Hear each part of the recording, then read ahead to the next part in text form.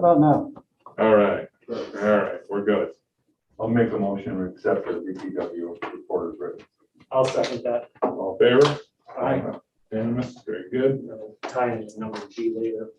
Okay, yeah.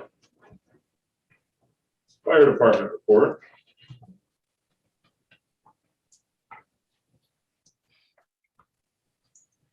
Chief Hayes, anything you want to add? No, I don't have anything.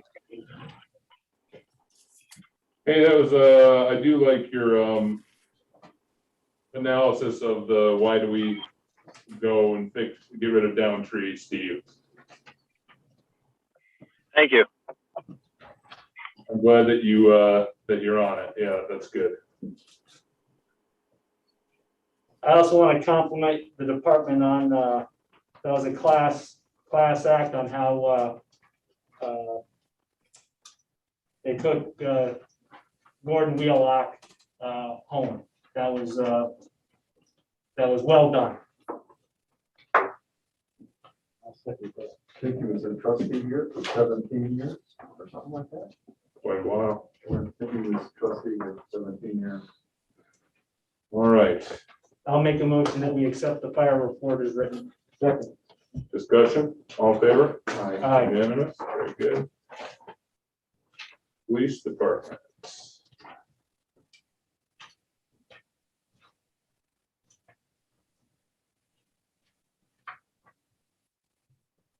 Which it was a warm July, so we had more calls than usual.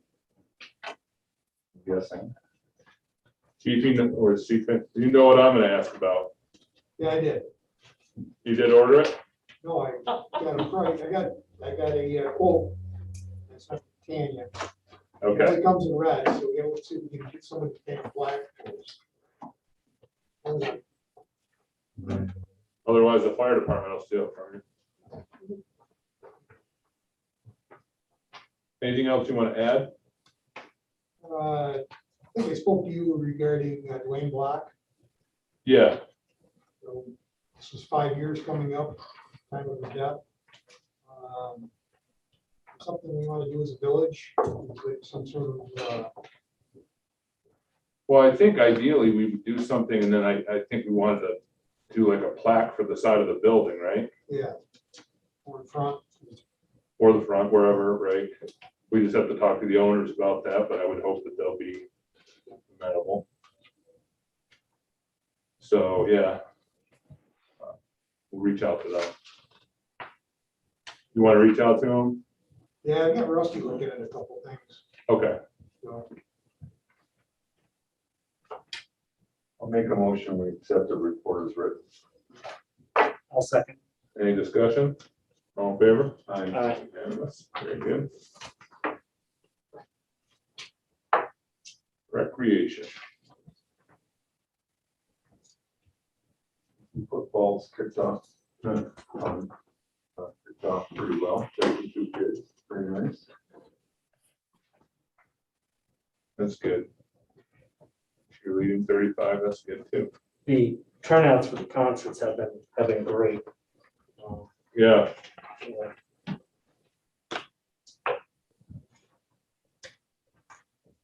okay. Any other comments on the rec report?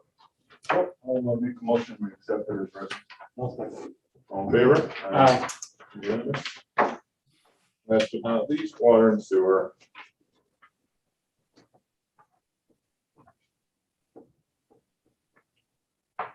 I'll be coming in next week to go over Okay, sewer and rates and look for the future, try to come up with a plan. Remember, everybody that our water lines were put in the 60s. And so they're 60 to 70 years old.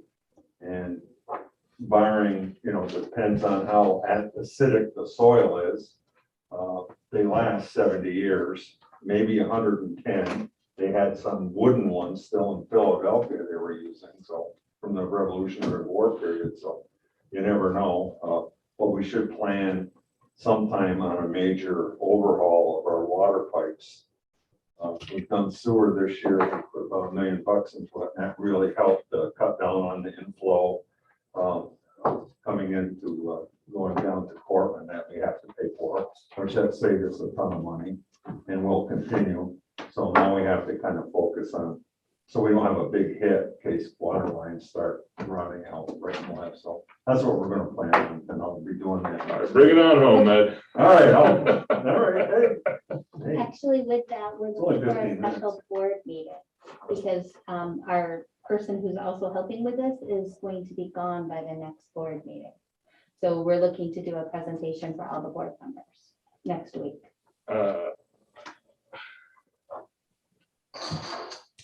And the analysis is mostly done, and there's like 3 different choices on changing rates. So it would be good to have the person here to actually be able to manipulate the Excel for you and show you everything, because it actually shows the changes between accounts along with the revenue and expenses, all the variable costs, the fixed costs, everything's here. And it would only be focused on water and sewer, because we don't want to, we're not looking to do anything else. And next Wednesday is a picnic, so it's a big, great day Wednesday. Assuming you're in town, Chief. Yeah, no, I'm in town. I've got the picnic card. You want to do it Wednesday? I'm just thinking of maybe, 1, 2. Okay. Well, let's do it probably as early as you can do it for, I'm here all day. well, I know you two, but I know what time could you be free? 10 minutes. Oh, it's that early? You guys want to do it at 3? I can't. What about Tim? I don't know if Tim's gonna be able, we don't know if he, even if we made it at 6, I don't know if he can make it because he's not here. Yeah, So I'd rather just do it and then, maybe he can zoom in. Yeah, we have to Yeah. notice this anyhow, Yeah. so it's nothing that we can immediately, implement, so it has to be. so let's set it for 3 for now. So the presentation would be Wednesday, and then the voting on it would be later, because you have Sure. to do a public hearing. Right. All right, I'll make a motion to accept the water sewer report. All in favor? Aye. Put this on my calendar before. Okay. All right. Privilege of the floor. We'll start with Fred. Fred, how you doing? I'm doing well. Can you hear me? We can hear you. All right, my internet's going in and out, so I'll try to make this as fast as I can. No problem. I'll be having another meeting. I assume Pat's invited for the seniors next Wednesday for pizza downstairs. They are moving along. They're applying for a grant themselves, the senior group. I have a meeting with another entity. We're trying to look at different directions that the senior group may go in. I have supplied to the chief, Chief Pittman, the layout of the building as it was in 1908. And ironically, there was 3 jail cells in the building at that time. And so he's got that at least on his email. I don't know if he's printed it out yet, but it's very interesting.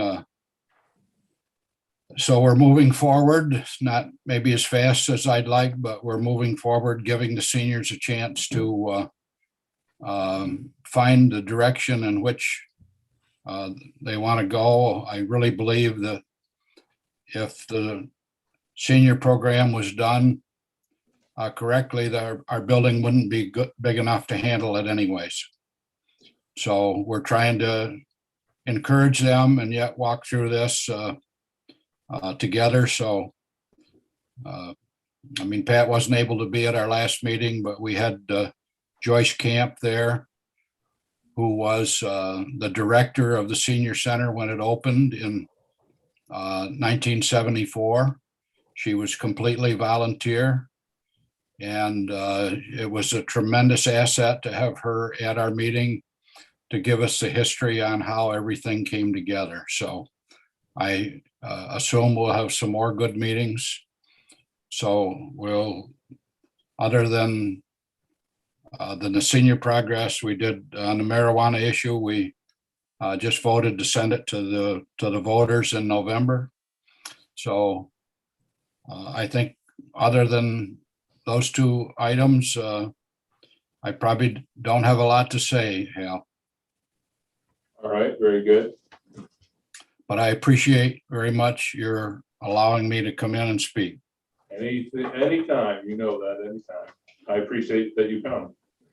All right, anybody have anything else for Fred? No. All right. Anyone else wishing to speak, privilege of the floor? It's not on the agenda. I might raise one question. Came up with the police chief mentioned the plaque. Is that on the former Whedon block? The burn? Yes. Yeah, Dan Block was for soul. Probably a year ago, I had discussed with Jamie the possibility of putting a plaque on the front. And I gave him the wording and had some input from Ed Rouse as well, the local Civil War historian. Because of the significance of the building is that it was the place where all the local boys came to sign up to fight in the Union side of the Civil War. And it's a great loss. Ed said it was one of the last remaining architectural structures in the state that you could point to and say, here it's where the boys were wounded. And Jamie seemed amenable to that, but I have never heard back since. So I didn't know whether the police chief might want to put a plug in the ear. I'm not saying it shouldn't be named after Right. the gentleman who met with his demise in that manner. Got it, But, yeah. it'd be nice to have a historical marker. I absolutely agree with you, Mark. Yes. I mean, I think back on that too, because that stuck with me when I read about it, when it burned, that it was the recruiting where they signed up. I just can't even fathom that. It was one of the two major public halls in the village at that time. Great loss. All right.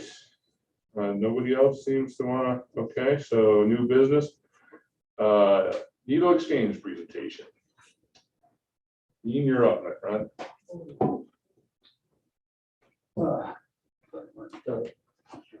So my name's Dino Gorman. Could you, if you could stand maybe by the flag, that would probably be best. Anybody you can catch it on. That's fine. Perfect. So my name's Dino Gorman. Some of you may know my story, my son's story. Some of you may not. This is Spencer.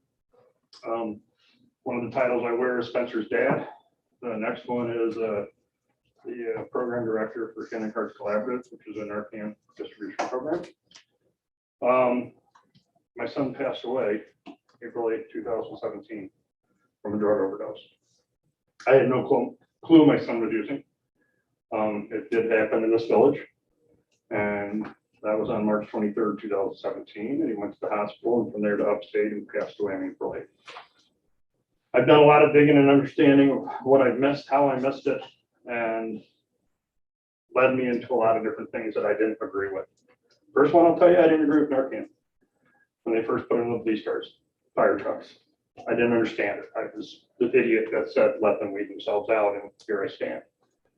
I realized the importance of it in the matter of saving a life, because it would have made all the difference in my son's life. Through that, I also discovered other things in forms of harm reduction, some of them not very popular.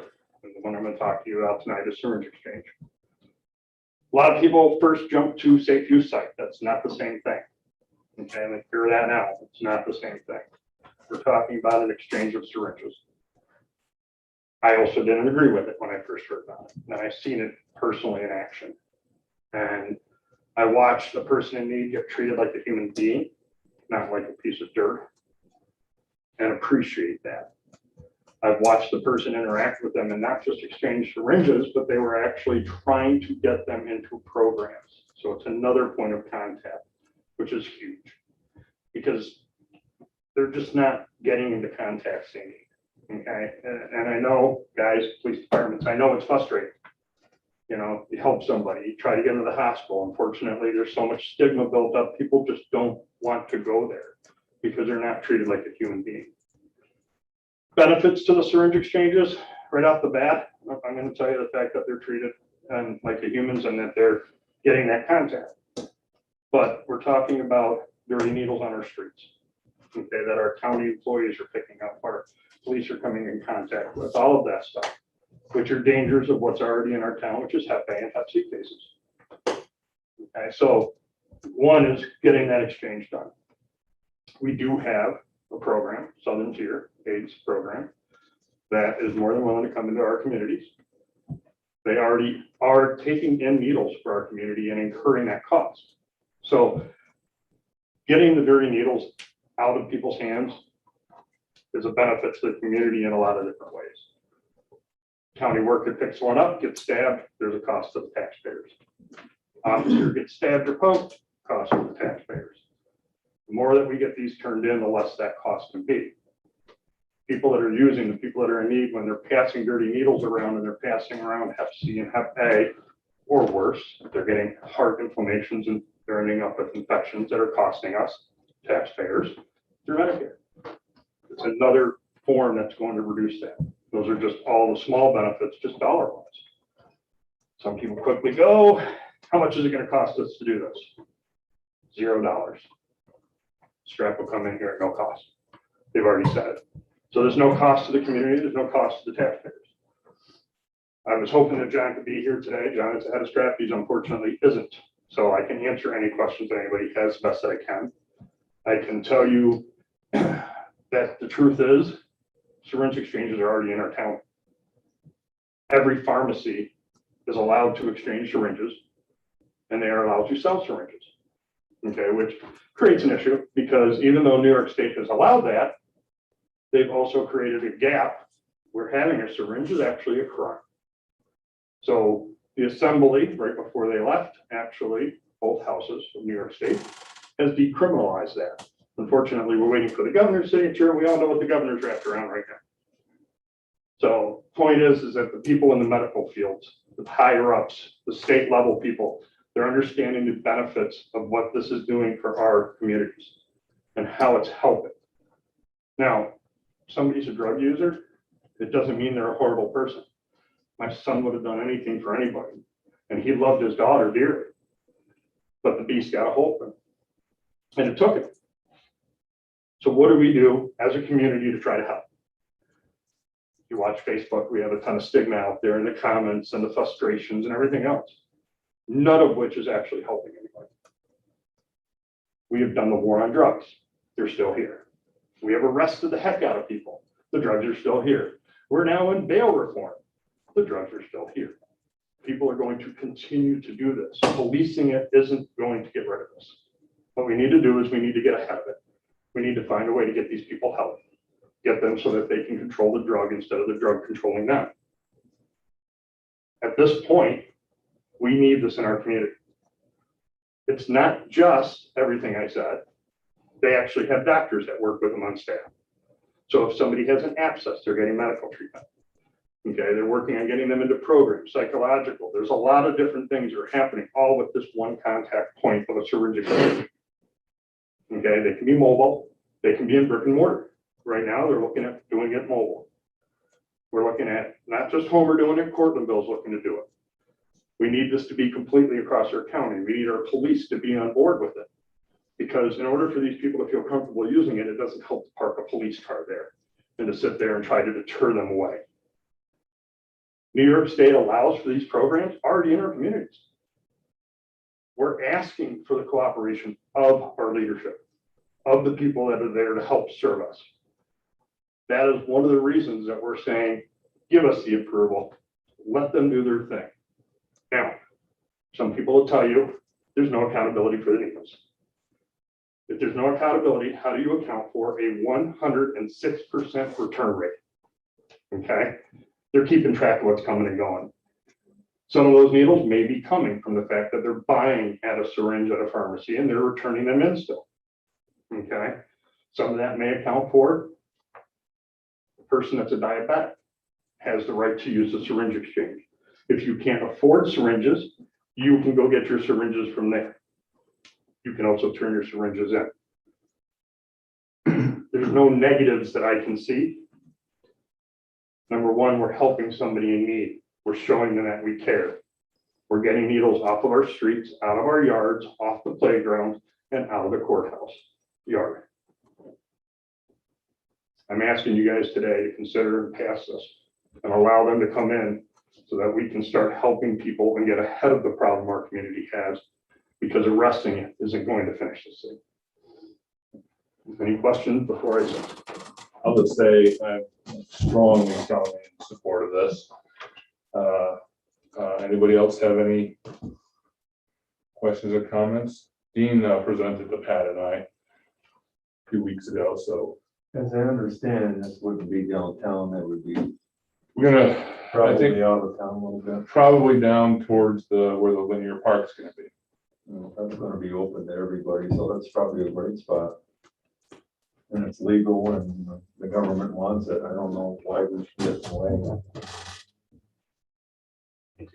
way. I'm for it. Was there anybody else here that wanted to? Yes. Yeah, please.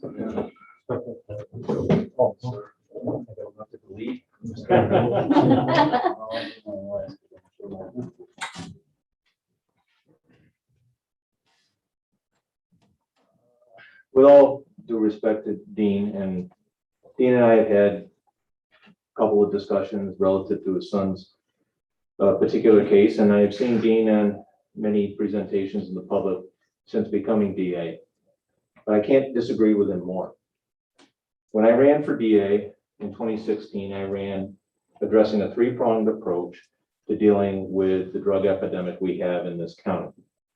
And I looked at approaching it first from an education standpoint and trying to have people avoid getting involved with drugs in the first instance. So by prevention and education, we would hopefully avoid problems that we might otherwise have to deal with later. And that just made sense. As your DA, since being elected, through the work that I've done with the mayor of the city of Portland and Chief Sandy's predecessor and several other community partners, we got in place an angel program. Despite what certain public groups think and have said, the angel program is still in place. It's still there. It will still operate. The reason why it's not taking in new addicts who are presenting themselves for treatment is because the cashless bail system has eliminated any incentive for addicts to come forward and seek help.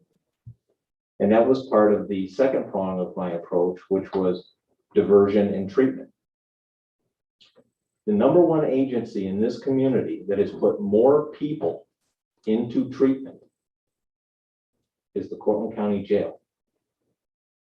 Now, that's not ideal. I would like to have a local community walk-in treatment center. You want to present something like that, I'll be behind that. But a needle exchange is like an alcoholic coming up and asking me to give him a beer. He needs a meal, I'll give him a meal. He needs shelter, I'll help him find shelter. But I'm not going to enable the addiction. And that's what a needle exchange does. I've got one more comment regarding that. I have been one of the first community voices to say, we're not going to prosecute our way out of this. And I think I've taken some thoughtful approaches about how to avoid that. I think I run a fairly robust treatment court program. Now, it's tricky. There are people I don't allow into treatment court. Anybody who's charged with a sale crime, anybody who's charged with a manufacturing crime, I don't allow them in because I'm not putting drug manufacturers and drug dealers in proximity to drug addicts. That's just foolishness. But I do think I take a measured approach at prosecution, and we have put away the right people. So, as I say, I can't disagree with this more. When John Barry presented to the health department 2 years ago, one of my great concerns was that individuals who are drug addicts can get what are called needle cards. It's an alphanumeric card and it allows them to legally possess a hypodermic. What I was finding when I first became DA was that when people were charged with unlawful possession of a hypodermic instrument, they were very quick to flash one of these cards. My first question was, how do I know it's your card? All it has on it is an alphanumeric. My question to Mr. Berry was, can you verify for me that that alphanumeric card is issued to the defendant who's claiming it as a defense? I don't I don't need to know anything more than that. You tell me, yes, we issued it to him, fine, he's got a defense to that crime. At that meeting, he told me, I'll get back to you. That meeting was in 2018. I'm still waiting. So I can tell you that from my department, there is no support for this. I applaud your insight in addressing the marijuana legalization that is occurring in our state. There's a great dichotomy, I'm sure, between public safety and public health. As far as public health goes, this makes no sense to me. I'm not responsible for public health, though, as your district attorney. I am responsible for public safety. If this is a really good idea, I don't know why you're putting it on the edges of your village. If you want to be proud of it, put it on your village green. Own it. But I think there's a reason why you're talking about putting it out on the outskirts of your village, because I don't think it has the support that some of you may hope that it has. It certainly does not have the support of my office. And unless you want to start about taking a proactive measure in terms of getting people into treatment, I'm not going to back this. I know the chief has some certain statistics that are more relevant to this, but as far as the information that Dean has put forth, I would assert much of it's anecdotal. As far as the health concerns that Needle Exchange can address, I'm not the health department director, but I'm given to understand from the health department director, those health concerns, public health concerns, are nowhere near as grave as the overdose issue that we are dealing with in this community. That issue, I would say, is also directly relatable to cashless bail. If you look at when the overdose deaths in this community started to double to the point where the coroner's line item budget for autopsies was exhausted last year in August, it is directly relatable to the fact that people arrested for drug possession crimes, where they normally would be possibly have a modicum of bail placed on them and be in the jail where they could start to take assessment of their lives. And we were in a position that we could get them into treatment that no longer exists. And I'm not talking about minor possession crimes.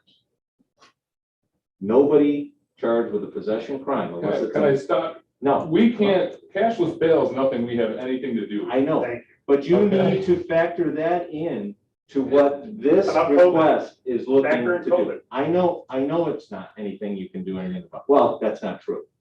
You work for a senator that supported it. So these are concerns that are affecting your community that you can take back to your legislature. Okay, aside from this, we discussed, I mean, a couple of points you made. Right. One, it's not giving an alcoholic a beer, right? No one is gonna be dissuaded from using intravenous drugs if they're addicted because they don't have a clean needle. It's more like giving an alcoholic a clean glass. It's not giving them a beer. I would say your analogy is. How many bars are in this town? Your Do analogy you is support better. all of them? Secondly, Are they legal? why are we So is putting a it, syringe exchange. why are we Yeah. putting it where we're putting it? Syringe anticipate- exchange, sir, deals with a narcotic that is not legal. So Syringe the exchange analogy- deals with the syringe. so the It doesn't analogy deal with fails. anything past the syringe and getting them help. Same as a bar giving a beer that's legal. Your needle wanna exchange compare isn't them, getting compare anybody them. help. You're talking about a mobile needle exchange that is not centered in our It's community. diabetics. That is not centered in our community. Okay, let me stop you there, That is because I not- take offense to that. Why are we putting where we're putting it? Because the city has not stepped up to do this, and we anticipate a large number of people coming from the city to utilize it. We're putting it in a position between the two municipalities. Well, if I can address that, I don't know why you would anticipate that a large number of people. from Because they're the already city- going to Ithaca Reach. I didn't interrupt you, sir. They're already going. to I didn't Ithaca Reach. interrupt There's you, your answer. sir. Could I finish my statement? I'll finish this statement, I'll sit down, all right? I don't know why you would anticipate a large number of people would come here to utilize it, because if you've been involved with the sequential intercept mapping system that has been going on since 2017, you would know that despite all of the public resources that we have in this county, and I'll be the first to acknowledge that we enjoy quite a few, the number one public resource that we do not have, and it was the biggest hurdle that I had to overcome in setting up the Angel program, is transportation. And I'll end on that. transportation, which was, if I'm correct, provided by Helio Health. No, you are not correct. Okay, I was pretty sure that Helio was the ones that you guys. Helio, no, right? Helio Health is the agency that provides the treatment.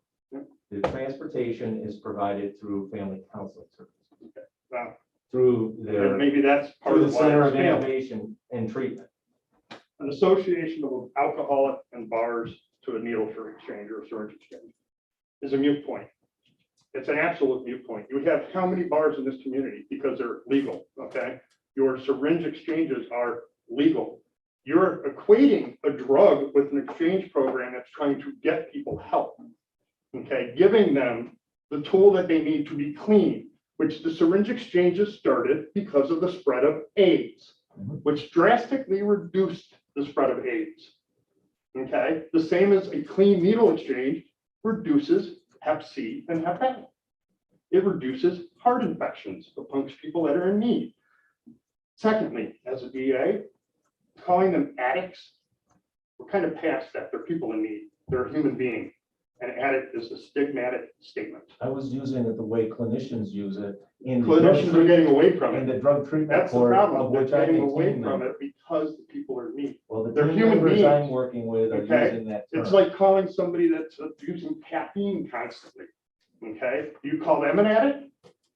Okay, how about a nicotine person? Do you call them an addict because Yes. they're a smoker, or do you call them a smoker? No, addict is the right term. Okay, well, then I guess we are all addicts, aren't we? It's a clinical term. We all in the have our DS vices. in the DSM So if five, we all have our vices and we're all addicts, why are we treating them any different?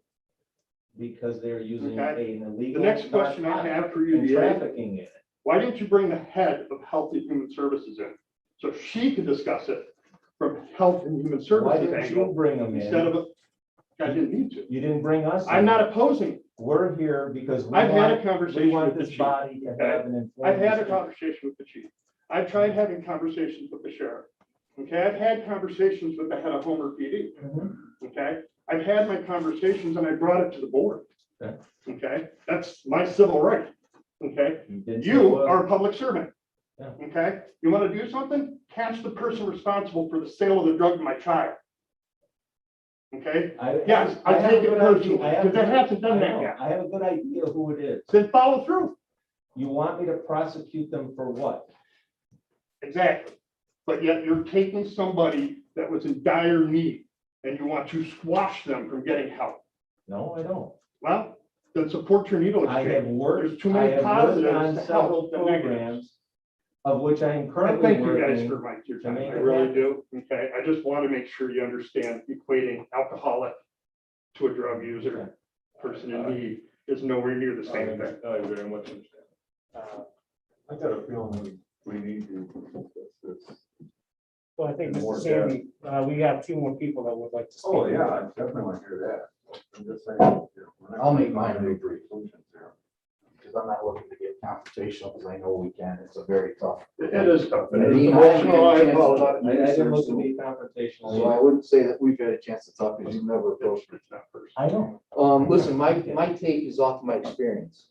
I've been dealing with, Mr. Berry and the needle exchange for like 12 years as far as why it hasn't been here till now. In most of mine, I don't talk about what I think or what I hear. I go by what I see. And he has told me plenty of things that have not been correct. And I wish he was here because I would love to talk to him. And I got some new stuff for him that I'm gonna save. If you want to talk in private, I'd be more than happy to bring it up because I want to wait till he's in the room before I ask him. But to say that there are not needles coming into this from that system in Ithaca weekly, if not more, is correct, is incorrect. And he did admit it if he was sitting here, because he has to me in the text. He cannot tell you if he's getting 100% of the needles or anything else, because he can't tell you how many they're giving out. Through this system, they're only supposed to give so many needles out. That isn't true, because with Ithaca, they bring them to us. How many people here knew that? There's a person that meets them, I can tell you where. And they'll bring them in. Now, because of the problem with travel, for which I gotta tell you, I have a problem with, because I've worked drugs for years. And I follow them for miles to go get them, and they don't have cars, but they go. But with this thing, I'm all for getting needles, and I understand the sense behind it, I do. But I don't see it. with the people we're dealing with, you got a problem where you live over here, they're giving them hundreds of needles at a time. They're not collecting these. I and my people haven't stopped one car, been to one death, which I can show you photos of the Narcan and stuff that sits around, and it's a great thing until we're not there. But with these needles, hundreds are coming, hundreds of them, and we're finding them all over. The only thing I would tell you is do your due diligence, talk to your towns, talk to your PDs, because I can tell you in the 12 years I've done it, the ones that were listed, he gave us 3. I can remember Tompkins County, one was the other one was Endicott, I think, and then Shenango County. From the beginning, and I haven't had a chance to do this recently, I will tell you the PDs from there would say, look, I wish we never started, don't do it, because you start seeing more needles. And as far as the traffic, I will tell you that's not true either. You're gonna start to see people you haven't seen there before. And I'd be the first to tell you that not everybody that does drugs is a bad person. Why I know what I know, I talk to the people that I house. They're people we go through, they're great with telling me. I get all my information from them. So it's not like I don't know. They're very upfront. It's a great source of information.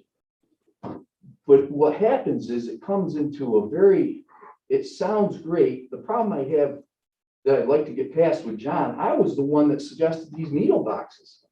Look, I know my mother had to use syringes. There's just no place. And they tell you, oh, you take them to the hospital. At the time, that was wrong. I can tell you, I tried. I am all for trying to get the needles off the street, but those are not coming from the people. And they're afraid that we're paying attention. I got news for you. We're not. No one's going to jail for needles. My guys got better things to do. And it's, but so I'll leave you with that. But I just want to just do your homework is all. But my question would be then, what is the downside of giving clean needles to addicts if it can prevent a disease, even if they don't come back? You're gonna see more, and you're gonna see a different element coming to your place. Now, Cuba doesn't have one still. So people are gonna go from Cuba to here. You And think not they're gonna get drive all all of the way them. from Cuba County down here? Oh, we're driving to Ithaca. Don't let these guys tell you they're not. And it's changed. They're bringing all sorts of things back. And I can't wait. Like I said, that's a conversation for me and John, whoever's in the room at the time can get it. But how they're doing some of it, I really got a question because the types of Narcan they're getting, I'd like to know how they're getting it because I can't use it that way. But it's being given on these needle exchanges. And I know it's being done in Tompkins County and Portland County. I give out tons of Narcan a week, So how many with needles in them? so I don't do Syringe Exchange. But they are, because I'm seeing them. I got photos of them. So how they doing that? I can't even do that. My guys can't even do that. Mayor, the answer is it's not a 1-for-1. But I just wanna. Well, I understand that they can come with none and get some. That therein it lies one of my main objections to it. The state law, they have to. Yeah, but They have as to be someone able to who start it. has family members who have struggled with And they'll tell addiction you that. in this realm, Yeah. who would have had a lot better life had this been in place back then. So I'm still advocating for it. Chief?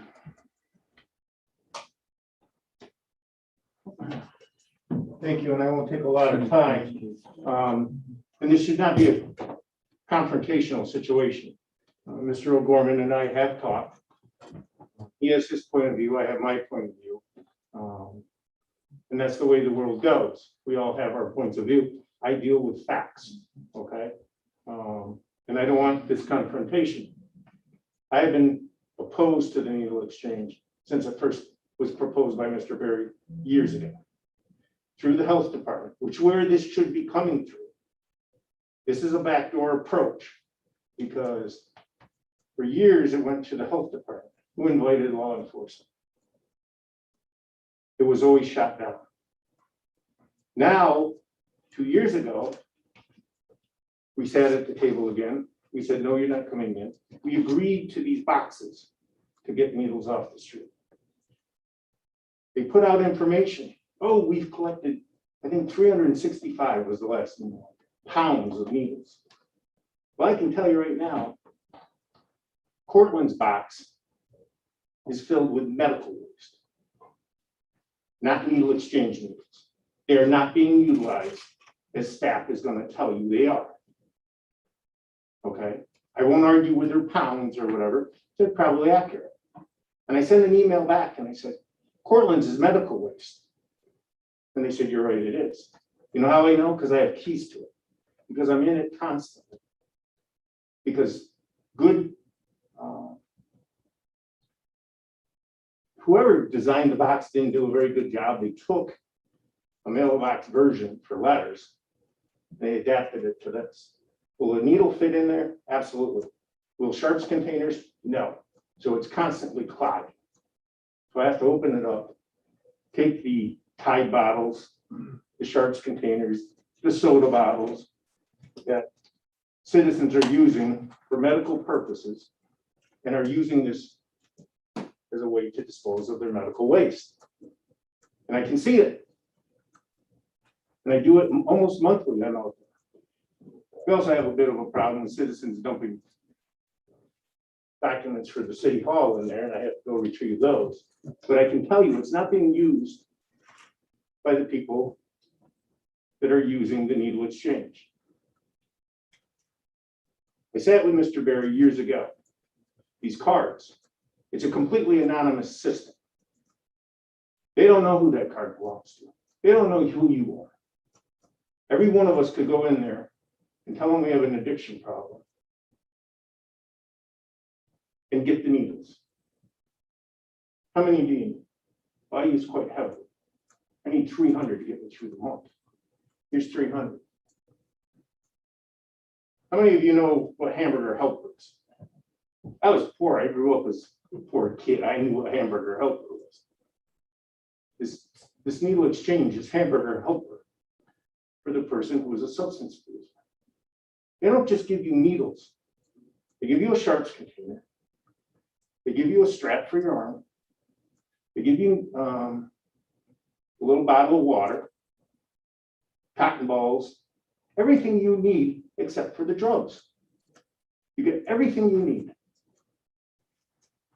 Now, if that's not enabling somebody to go out and continue instead of getting help, I don't know what is.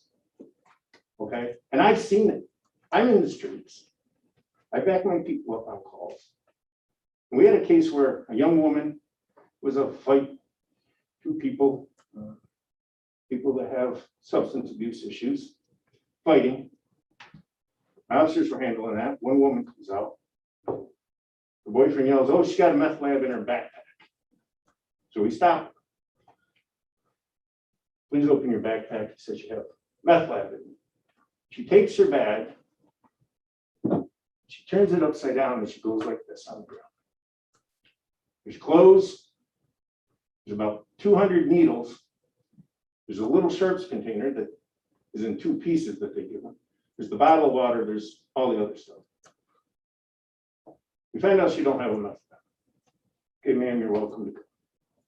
She picks up her clothes and she starts to walk away. I called her back and said, wait, you're not going anywhere. These are yours. These 200 needles laying on the ground are your responsibility. She was just going to leave them there. This is not an uncommon occurrence. I got the numbers, and they're low because of documentation purposes. I tried to recreate a call in the 911 system for needles that are found and turned over.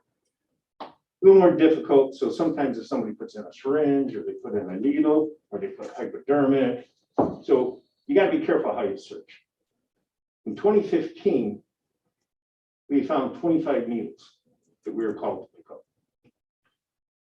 It has increased substantially every year. At the beginning of June, I believe it was, I asked for the numbers today, and I think we were busy doing some other stuff, so I didn't get them. We're at 100 at the beginning of June. Now, this is where restaurants, factories, citizens, people at parks are calling us and saying, "We found syringes. Can you come get them?" And we go get them. Several years ago, I supplied every one of my patrol cars with sharps containers. They get filled, they get stored, and they get a new one. We also put sharps containers in all of our highway trucks, all of our youth and rec trucks. Those needles don't go reported. Also, the needles my officers find on their own don't go report. It's only the ones that people call us in. And I can tell you that probably the 100 that I'm telling you from the beginning of June is significantly higher due to the way it was reported. We were talking about this topic the other day, and one of my detectives, who was a softball player, tells me that he was at Randall Park playing softball. The parent came over with 2 little boys playing on the playground at the park. Elementary park, Randall School, elementary students. My boys just found 2 needles on the park. Can you go take care of it? So he goes over and takes care of it. Those also aren't documented. Today, a patrolman was telling me, we were talking about this. He said, I found 3 fully loaded syringes last week that he took off the street. I get calls from restaurant owners. What do we do about this? They're in our bathroom. Okay? You take your children out to eat. You got to go to the bathroom. You let them go to the bathroom. What's going to happen when they get poked? What's going to happen when these kids sliding down a slide, playing on a merry-go-round, get stuck with a used needle and they get sick, potentially die if it has fentanyl in it? Who's going to go to that parent and explain to them that the needle exchange was a good idea? It's not going to be me. My oath was to protect my community, and that's what I'm doing. The thought of putting it on my border is reprehensible. Reprehensible. I agree. If this board decides that it's a good idea, you put it downtown Homer. You let your business people see what you've done. You let your citizens see what you've done. And you will be finding more needles than you care to. I did my homework back then, and I did it again. I called the PDs where these things exist. Back then, I called Rochester and Ithaca, which were the 2 primary. Both warned me, do not do this. Do not do this. Have you ever seen the movie with Kevin Costner? You know, if you build it, they will come, John. You put this here, you will fill this town with people who utilize this. I called Norwich. I called Ithaca again. And I called Johnson City. Every one of them. Negative, negative, negative. Staff does not cooperate with them. Staff doesn't want the police within the circumference of this area. People come and hang out and congregate around these locations. And there are needles everywhere. We just cleaned out a house, code did, where a number of people with substance abuse issues are congregating. They took dumpsters out of their belongings and contaminated stuff. 5, if I remember correctly, 5 5-gallon pails of needles. They didn't go back to no needle exchange. I've been with my officers on car stops, been with them at hotels, been with them at domestics and houses. Needles everywhere on some of these, everywhere. I asked this young lady one day, we're gonna search your cars, we got permission. I said, is there anything in there that's gonna hurt my teeth? No. Are there any needles? You know, do you use substances? No. We started searching this thing. He opened the trunk, and it looked like every possession she had was in there, along with untold number of needles. He opened the back door. There were needles on the floor. You pulled the back seat, the top of it, needles fell down. You pulled the back seat up, more needles under there. The glove compartment. Every part of that vehicle was full of needles. They're not going back. They can tell you what they want. They're not going back. They don't count them. They're in your streets. We are finding them. And the sheriff's told you, they have what they call, advocate might not be the right word, but it's somebody that helps them. It's like an intermediate. So they go to Ithaca. So transportation ain't a problem. They go to Ithaca and they stock up on thousands of these needles. And then people from our jurisdictions can go and get them. They don't have to turn in one needle and they can get them. They're getting thousands of needles. And they're not going to tell you that. As far as the counseling, they hand them pamphlets and they talk about it. I'm all for helping people with substance abuse. Absolutely. By the way, the young lady that I told you about her car, beautiful young lady. I talked to her. I tried to get her to get to counseling. She wouldn't listen to me. A month later, I found out she was dead. Because the government's giving you this. So it's got to be okay. And they're giving you naloxone. So it's got to be okay. And here's my fear. What goes into the person who's never tried it? And they get tied up with somebody who does use it, who has a problem and they can't get rid of it. And they start talking to them. They're like, well, here, they give us needles. So it's a clean needle. It's okay. And if something happens to you, this drug will bring you back. Pretty convincing, right? Where's the risk? But once you take it, you can become very easily addicted. And you can die from the first time. We get reports all the time. Fentanyl is around. Carfentanil, which can kill you instantly, is around. And it's being put into these substances.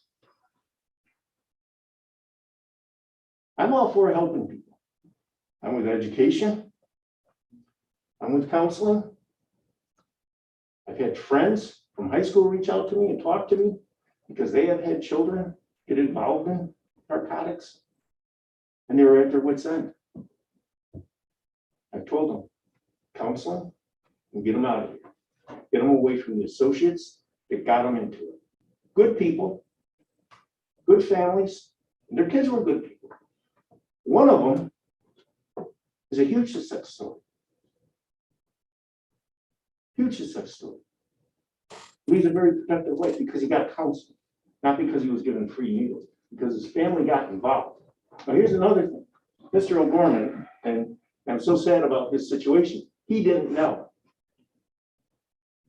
Could he have changed it had he known? Staff's not going to tell you. It's completely anonymous. Well, how many families could save their children if they knew that they had an addiction problem? Unknown. There's a million different reasons to stay away from this. I'm just giving you a few. And I'm always welcome to sit and talk to you again. But I suggest you do your due diligence. I have two questions. One, is it your preference and the preference of the sheriff and the district attorney that people with substance abuse simply just reuse the needles that they have? Absolutely not, but they're getting their clean needles all the time. And just because they have clean ones doesn't mean they're not using dirty ones. So you don't want them to reuse the needles that they have, but you don't want them to get clean needles? What I am telling you I'm is not they're understanding. already getting it, Mayor. They're getting. They're getting it. It's coming from So out how of is town. this gonna make things worse? Because now you're gonna bring them in by the tens of thousands. And you were gonna The bring tens of thousands, the needles? like the Absolutely. truck stop in trouble.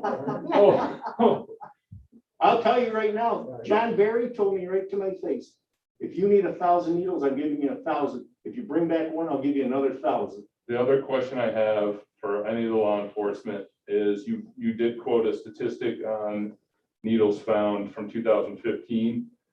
You guys know what law took effect in 2016? Here's the thing though, too. You want to share with everybody what it was? Yeah, we don't know. What law are you talking about? It's the law that mandated for electronic records for opioids, which cut down on the amount of Percocet, et cetera, that these people were getting and drove them to heroin. I stopped. I can't change that. You can with your legislators. You reach out, I call I my understand legislator that, all the but- time. I'm refuting your statistics with a law and why this was a change everywhere. Do you Not know just that you here. can snort heroin? Yep, that's You what my can son was snort doing. heroin, so you don't need a needle to be addicted to heroin. Okay, but I mean- I don't see how that has anything to do with whether or not we give people. Well, Mayor, clean you and I meals. are obviously gonna disagree because you are not gonna listen to what the people in the streets are telling you. And I will tell you another thing. Back when I first met Mr. Berry, it was a hepatitis scare. People are dying, it's an epidemic. And they quoted these large statistics of growth. You know what they weren't keeping track of? How many tests you give. What do you mean?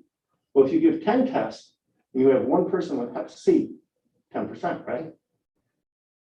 If you get 100 tests, you get 10 people, it's still 10%. It's not an explosion. You just gave 10 times as many tests. They don't track their tests.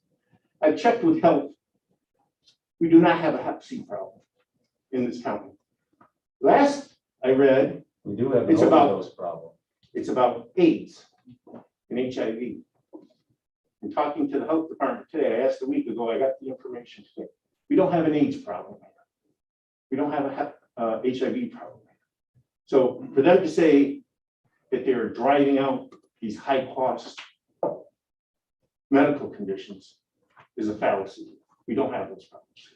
One last question. You said you called the 3 different locations where they are. You called the police departments, did you call their health departments as well for their information? I call the police departments. That's who I work with. Okay. Because I want to know what I'm going to be dealing with. And they told me. Right, but the health department could maybe give you some statistical analysis on some of the medical issues and things that have changed. I called our health department to see if we had a problem. Because we're talking about my community, my county. So I called my county health department. Okay? And I'm telling you. What are they in favor of the needle exchange or not? Obviously not, because Mr. Berry sidestepped it. And every time we've met I'd in like the that. past. I'd like to change that. Mr. Berry didn't. I'm do that. not, listen, you had a I chance to did talk, Dave. I did this. I'm correcting you. Mr. Berry didn't do this. Okay. I went to the mayor. I brought Mr. Berry to the mayor. Well, here's the thing. Every time he goes to the health department, they bring us in and we say no. And the health department says no. We gave a compromise 2018, a couple of years ago, about the needle exchange boxes. That was our compromise. Mr. Berry was satisfied with it. It's not collecting his needles. It's collecting medical waste from citizens, which is fine. It serves a public need. And I'm glad that people have a place to dispose of it. But it's not taking needles off the street. We don't. Chief, can you tell me, is that box on camera at the police department? Pardon me? Is the box on camera at the police department? The Yes, it collection is. box. So if somebody is in need and their fear of the police, they wouldn't go down there to use the box, would they? That's false. That's false. Why would Because that be false? Because I won't prosecute them. Okay, well, Not I can Here's pull another up thing, right Mr. here O'Gorman. off of the Here's police. another thing, your theories, that box was placed where Mr. Berry agreed. So nobody's breaking into the box and damaging it. And again, Plus, our drug court meets out so there. you've shared some great stories about things you've seen. So let me share a few stories to people that are in need that I've talked with that absolutely will not use that because it's on camera. Okay, because whether you as a law enforcement officer believe that it's misinformation, it's no more of a story than you talking about a girl dumping a bath. But the people I've spoke to that point blank said, there's no way I'm going down on camera. Secondly, this person right here pulled up right off of the arrest thing, possession of hypodermic instrument, charged with. Why are you finding needles in the streets? Because of that right there. Dump them so I can't be charged. Mr. Okay. O'Gorman, our first location was supposed to be in the south end of the city. We had a business owner willing to put it there. The neighborhood went nuts. And they didn't want it in their neighborhood because they said exactly what's gonna happen. We are gonna start having people addicted to substances hanging in our neighborhood, hanging around this location. The compromise was put in a government building. There's one at the county office building. County I think- office building, I think there's the also one in the chief has one ER, of his there's in one Homer. over by Homer, yeah. We have cameras on there. If they're not monitored, they're subject to vandalism. as a source of needles. And the camera wasn't put there Vandalism for versus that. bringing the needles The back. camera wasn't My put there for point, that. The camera was put there for security of the building. my point is, you're talking about, you put something in place and it's not improved anything. I'm answering you what I'm getting feedback from the people that you expect to go there. And they're saying, hell no. Where do you Okay. live, Mr. O'Gorman? I live right on the border of Cortland and Cortlandville. Okay, I live right over by a school where needles have been found. Okay, I live where my neighbor has found needles because we're the pass-through coming into town. So why aren't they kicking those back to the exchange if it's 110% return? And again, it's 106%. You gotta get your facts straight. Okay. Okay, but it's back to what I just said to you. If they're gonna get charged with it, even though the DA says he doesn't have people being charged with it. No, I didn't Okay. say that. I didn't say that. You said they're not in your jail for that, right? If, I said they're not. if they, Oh, sorry, I misspoke. Sorry. right, and if they're Sure, being, thank if they're being, if anybody is arrested near one of these boxes as a Again, I result just of that, misspoke, the sheriff, correct me, I my, apologize. my ADAs Okay. will, they know not to pursue that. If somebody, however, is arrested for drug possession, drug sale, and they also have a hypodermic on them, yes, they would be charged with that. Even though New York State has already said decriminalize it, and they're allowing the people to purchase those. They It haven't, doesn't taken- make sense to even charge somebody with they it. haven't taken. It's a waste of our taxpayer They dollars, in my haven't, opinion. they haven't repealed the law. My point that I'm trying to get the will. board to understand, okay, is that why would I, if somebody was in need, go somewhere on camera that I'm gonna get arrested for? Okay, secondly, since 2012, they've been trying to bring this into our community and our legislators and our city police officers and saying, hell no, hell no. Okay, and then they're complaining they're all over the place. Time to try something new, maybe? Something that the state legislators are supporting, something that there is tons of data supporting, which I can pull in to contradict whatever you want, because you and I both know I can do that. Okay, it's simple, guys. This is something that hasn't been done. We have human beings in our community that need to have something done for them. And this is just a stepping stone. And that's all it is. But if you want needles off your streets, you don't want them in the cars, let's get an exchange in and see what difference it actually might make. Because obviously the head of Health and Human Services at state levels, doctors, studies, colleges, studies are showing it's working. That's why they're doing it. Thank you. Thank you I for your appreciate time. it. Yeah. I appreciate your time. Do your Again, due diligence. I would suggest maybe a referendum on your ballot to see what your citizens think about bringing this into your community. They already can come in. This is just a Thanks, formality, guys. Well, I'm all for more due diligence, you know. From the face of it, sounds great, but now I'm kind of having doubts. The more you learn, the harder it is, isn't it? I think that it was a little bit unfair because we didn't prepare Dean for an onslaught.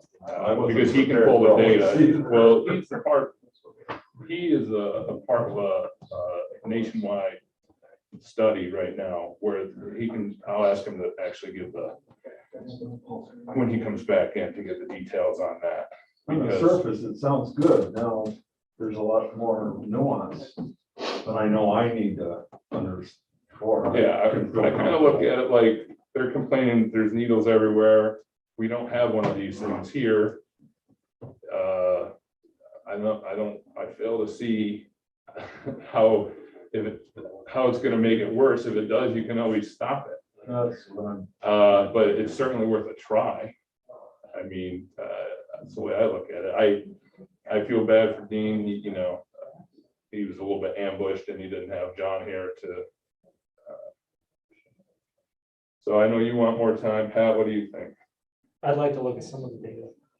I sat Okay. in on this in the Cortlandville and I listened to John, but there was nobody from the other departments there.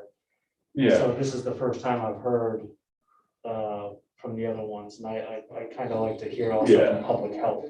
well, that's public health would be good. And of course, this is strongly recommended by Cortland area communities that care that we do this. They're no slouch, but fair enough, Kevin.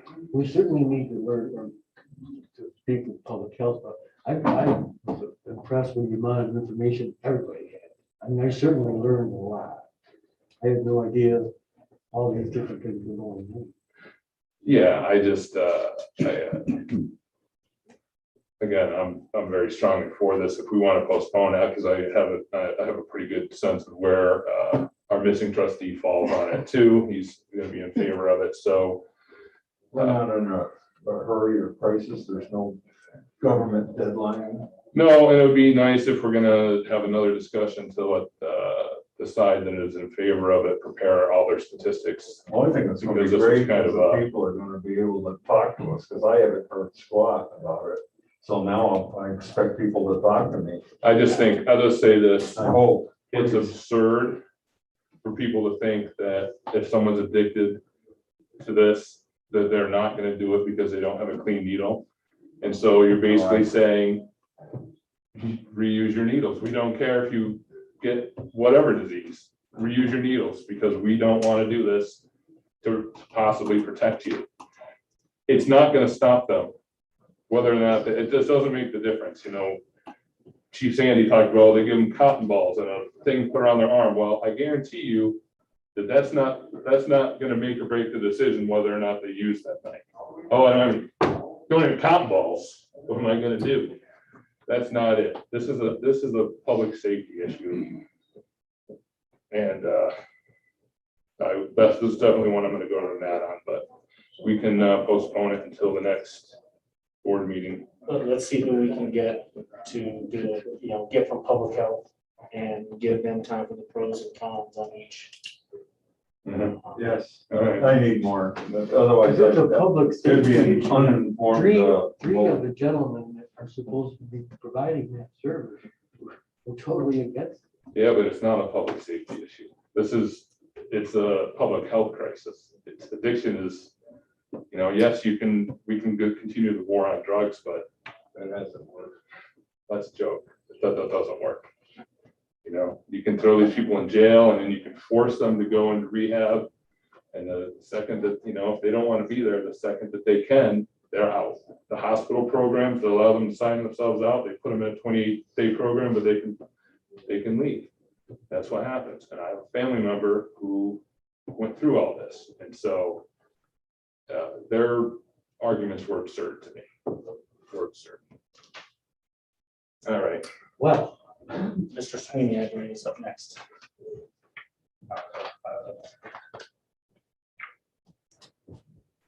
Let's take a big breath.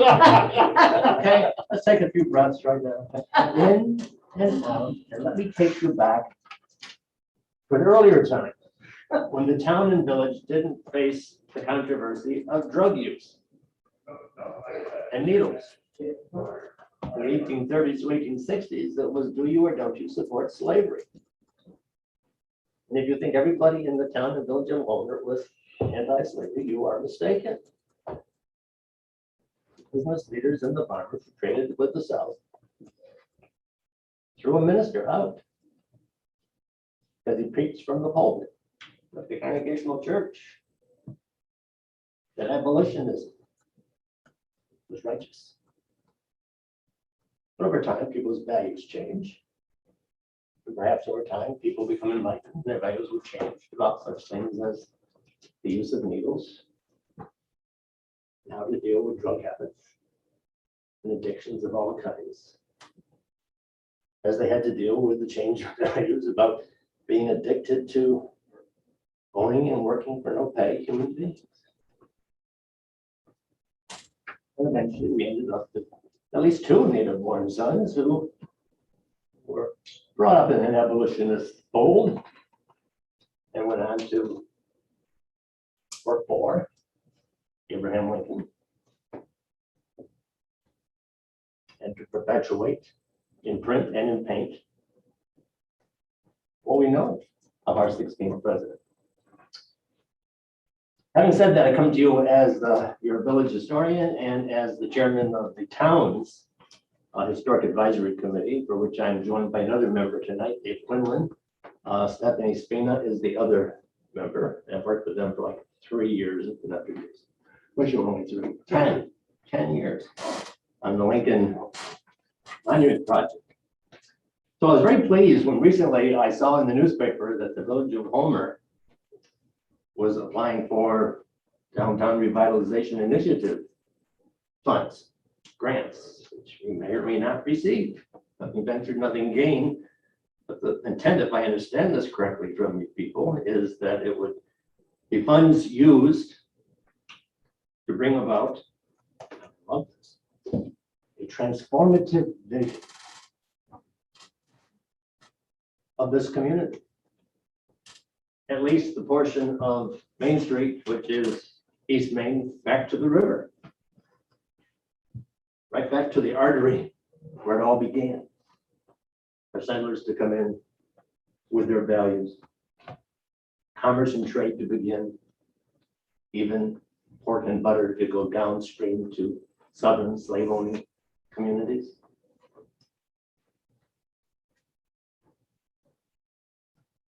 I think it's great that you have this transformative vision. I hope you get the DRI funds. I also noticed at the same time, or as soon as thereafter, in the paper, there was an editorial that seemed reasonably supportive of your intent. And there was one sentence that struck me, something about Homer is not a tourist destination, parentheses, yet. Now, yet implies that there is here someplace a could be, should be, would be. Not yet, but soon or sometime. I drew comfort from that, because I see this as the perfect time to include Homer's Lincoln Monument of Central New York in the transformative vision as a way to help make us become a tourist destination. If the great esteemed Lincoln scholar referred to Homer as another Lincoln Mecca, Meccas are places where people make pilgrimages, and the pilgrims have to have a site in which to end up their travels, something to see. And I am proposing that this Lincoln Monument is just the thing that we need out front of this building. I have to ask you, did everybody at this table get a chance to see the YouTube? Yes, you did. A short 5-minute thing that Stephanie Spina and I and Frank Fortu and others put together some time ago. That particular vision, with its location right here, near the river, near the proposed transformative vision site, the east side of Main Street, it all kind of ties in together, I feel. I was hoping you get a chance to look at it. Some modifications, things have been made since. For example, the bas relief of the famous painting showing Lincoln's first reading Emancipation Proclamation before the cabinet that he painted at the White House over 6 months' time in 1863. That bas relief was originally scheduled to be at the upper level of the foyer when there was no hallway. Well, reasonably centralized hallway that proceeded between the village side and the town side, whereby a person could come up on the steps outside when places closed, locked up, and with lights could look inside and still see this bas relief of the painting. And it was my intent that we would have a bas relief because if they could come in, if you were visually impaired, and you had a way to come in through the back way with an elevator, at least you could get a feel, a tactile feel of what this painting was all about. What did Lincoln feel like in bronze? That's going to have to probably change because the town has, I can see in the paper, and Fred's talked about it with me, probably will have to put in metal detectors because of this wonderful time in which we live. And if you put in a metal detector, it's going to have to be back there and the front doors would be closed. But because of the renovations and because of things like that, we've suggested to Frank Fortu, we could still have the bas relief, but it would be to the left of the front stairs. All be outside. The pilgrims, the heritage tourists, wouldn't necessarily have to enter this building and disrupt the flow of ordinary business traffic, such as it may or may not be. They could stay outside. And if we're lit up, people could see it at night. And with the appropriate plaques explaining Carpenter, Stoddard, Eli DeVoe, and a plaque, the Paris Barber benefactor's plaque, which would have the names of everybody who contributed to it, every individual, every organization, whomever. Right now it stands that unless you contribute $10,000, you don't get your name on the plaque. And the people who have contributed less than 10,000 because they see merit in this, that history matters.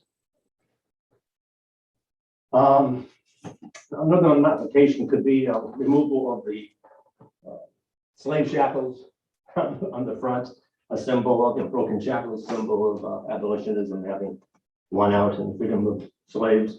But that could be an expense we have to do without, including the bust of Homer, the Greek poet, will be up in the windows in the pediment now out front. Those are expendable components of the project if we have to make modifications. Obviously, the question is, what's the commission fee? Well, I can tell you about 10 years ago, it was pretty close to 420,000. I'm sure with the passage of time, labor, skill,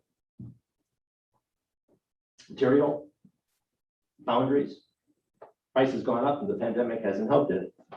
I did email Frank Barku and said I was making a presentation. Could you please get me a breakdown of what the commission fee would be now, including the different components, the shackles, the whole thing? Haven't heard anything. He's thrilled that it's still on the burner. And I do beg you to Google Frank Barku to see what this sculptor has done. I would say, Dave, that in the past 5 years, he's done more sculptures of Lincoln, just Lincoln, than anybody else around, and it's wonderful stuff that he's got. What a flair. So I think just name Frank Barku would draw people here too, for public art. Where do you get these funds from? I don't know what the pandemic funds, what's it, APRI, or whatever it is, the pandemic funds, I don't know how much you've got. I don't know, how much? 300K over 2 years. Or how much the town has got. They get 300K too. And you could turn it down, right? Didn't have to take the money. Oh, wow. Who wouldn't take it? I don't- yeah, who wouldn't take Who wouldn't take it? Who wouldn't take it? So, I mean, that's insane. Of course you would take it. Now that's the question, how do you spend For it? the village people. Yeah. We can't use it for salaries or Right, buying trucks or that kind of stuff. It has to be for the people. right. So I was looking at in terms of, if you broke it down into like fifths, if 1/5 of it could come from the village's pandemic funds, another fifth from village coffers, even though I've been reluctant for the past 10 years to ask taxpayers to fund this. But if taxpayers are going to benefit in some way economically from this, you got to kick in some money if you expect down the road to get some money from heritage tourism. People who come here will spend for souvenirs and lodging, probably in Portland, food, gasoline, so forth. So there's those two. The town's pandemic funds, because this is a town project, basically. This affects their property, the building out front. The town's coffers, again, reluctant to see the taxpayers have to pay for any of this, but and a fifth one would be private donations. Now, what's happened is the town has, from the get-go, a partnership with the Homer Education Foundation, whereby any money that you contributed to the Homer Education Foundation, specifically designated for this project, they would forward those funds to the town. And I understand that there's a special budgetary fund for that. Minus 1%. The Home Education Foundation would take minus 1%. I mean, that's wonderful. How generous of them. How nice, because it's their job to help provide educational programs for teachers who can't otherwise get their hands on money for innovative programs. And they were very supportive of us in 2009. Without the Home Education Foundation, we never would have gotten Harold Holzer to come here and lecture twice, on Friday and Saturday. Making a show. For example, private donations. I hope this money is building interest, because the Fragnoli family kicked in $10,000. They want Frog's name on that plaque because, quote, he loved this village so. So there's $10,000 there. I think it's called the Ben Snow Foundation of Syracuse, said they would kick in the final $40,000. If all you asked was $40,000, we'll give you that. There was another couple in Homer who was streaming anonymous, at least for now, said they would kick in $10,000 if it was going to be a go. That's basically it. I'm saying, is this a time to be including this in the transformative vision in some way? Are the funds there? And can we make this happen? Because I'm not getting any younger. I'm about ready to call it quits on this because I got other issues to deal with, and I like working with John, with the newspaper, and I got another book coming out probably a year from now with John's help with the images. Working title, The Heart of Central New York, Stories of Historic Homer by yours truly. Taking all those articles that I didn't know, the better ones. And some of them weren't so good, but it had people's names in it who might be inclined to buy the book. So enough of this drug stuff. Let's talk about So, oh, go ahead. You were about to- A major funding source, because this is significant dollars, is the CFA, Consolidated Funding Application, and it's due July 30th. No, wait a minute, August 30th? It's already passed. It's already gone? Yeah, So anyhow, there's an arts thing, but they have millions of dollars in there, and you just gotta ask for it, and you may get it. So nobody in the town, because, we didn't think of it. We turned in stuff for river trails and other kind of things, and we never asked for any money for that. Could have. Might have to wait till next year. 400K is a lot of money. And, one of the first persons I ever talked to about this topic was you. Yeah, I told I'm you, you for said it. to me at the time, this is compared to millions of dollars out there that are given to raise No, charity. I like it. This is And- insignificant amount. And part of of course, I dream, that's part of my You too? thing that I do. On this DRI Downtown Revitalization Initiative, we either have a chance to get $10 million, which there's a lot of development to do. Or if you have a major developer that really has proven their mettle by saying, we do what we say and we do it on time and in budget, you could get up to 20 million. And I'm hoping that we have such an outfit, almost with, it's not. So, But then again, part of that could be public art as part of that 20 million, as part of the ambience, because you gotta have green space and blah, blah, blah. And we're talking concerts and walking trails and all that kind of stuff. And actually, I'm thinking more of putting this thing into like a fountain or something down in our development area, so people would not only come to do the river trail and walk around and listen to music, eat ice cream, buy sunglasses, go to the drugstore, blah, blah, it doesn't blah. have to be a fountain, but I like the fountain. well, right, but I get what you're saying, which is if you locate it centrally to where this development would be and make it sort of the hub that everything is built around. Yeah, that could happen. So Martin, I remember when you originally presented this, we were looking at the green, correct? And there's the matter of fact, the model is still out here. And that didn't fall through. However, as we are looking at the DRI, something similar to that could be a centerpiece in the new setup, which would be a focal point. And that would be to transfer Talking about more. a sports stadium? No. Just tell me where this would be. To be behind the buildings on Main Street, between Main Street and the river, where the Back to the DRI. artery. Okay. Okay. The whole block would be developed. Dave? That sounds reasonable to me. I mean, it'd be a centralized. Well, that way you could possibly get the money in there, maybe not all of it, but it may take, but at least you'll have a spot for it. And because of that. And we're gonna get, I mean, if we sort of almost design the DRI stuff again, which is pretty much, we're looking at between here and what, Pine Street, and then back towards the river.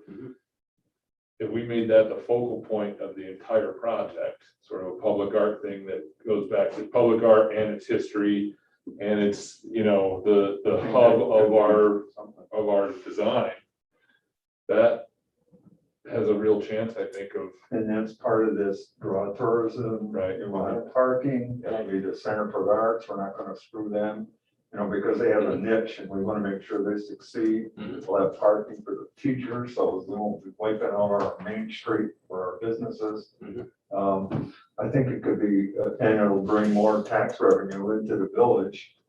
And, I think, and people will come here to go kayaking and stop in and restauranting. Bike trail. Yeah, all that, 10 foot wide, trench trail that you could use through the winter or anything. So, Yeah. Well, I'm in support of your transformative vision, as you can clearly tell. I hope that's what you will do. And it sounds as if it could, in a more appropriate place than even.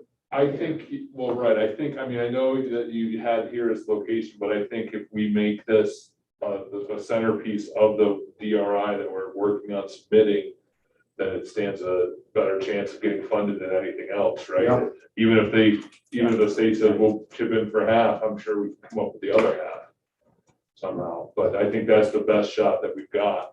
And if the board is okay with, because that's one of the things we're gonna talk about is the DRI submission. And so, we'll submit it for this year, and if we don't get it, I'm Hopefully it'll assuming be Governor next year. Hochul will continue it next year, and we'll submit it again. But and we can submit for other things as well too, but I think that, I would like to include that into our DRI vision. Mhm. On the, when we update that. perfect. I think that'd be great. So my waterfall is out. The waterfall's gonna come off the back of Lincoln's hat. All right, just like my friend. Okay. Be No, careful and, how you we have an idea. Yeah. At least we're not shooting you in the foot or anything. So when we start to put together the materials for submission for this, we'll probably contact you guys for any images and stuff that we can put in there with it, and some historical background and stuff, and let you fill that out. Yeah, I was just gonna ask, Brian, do you still have your original presentation for the original model?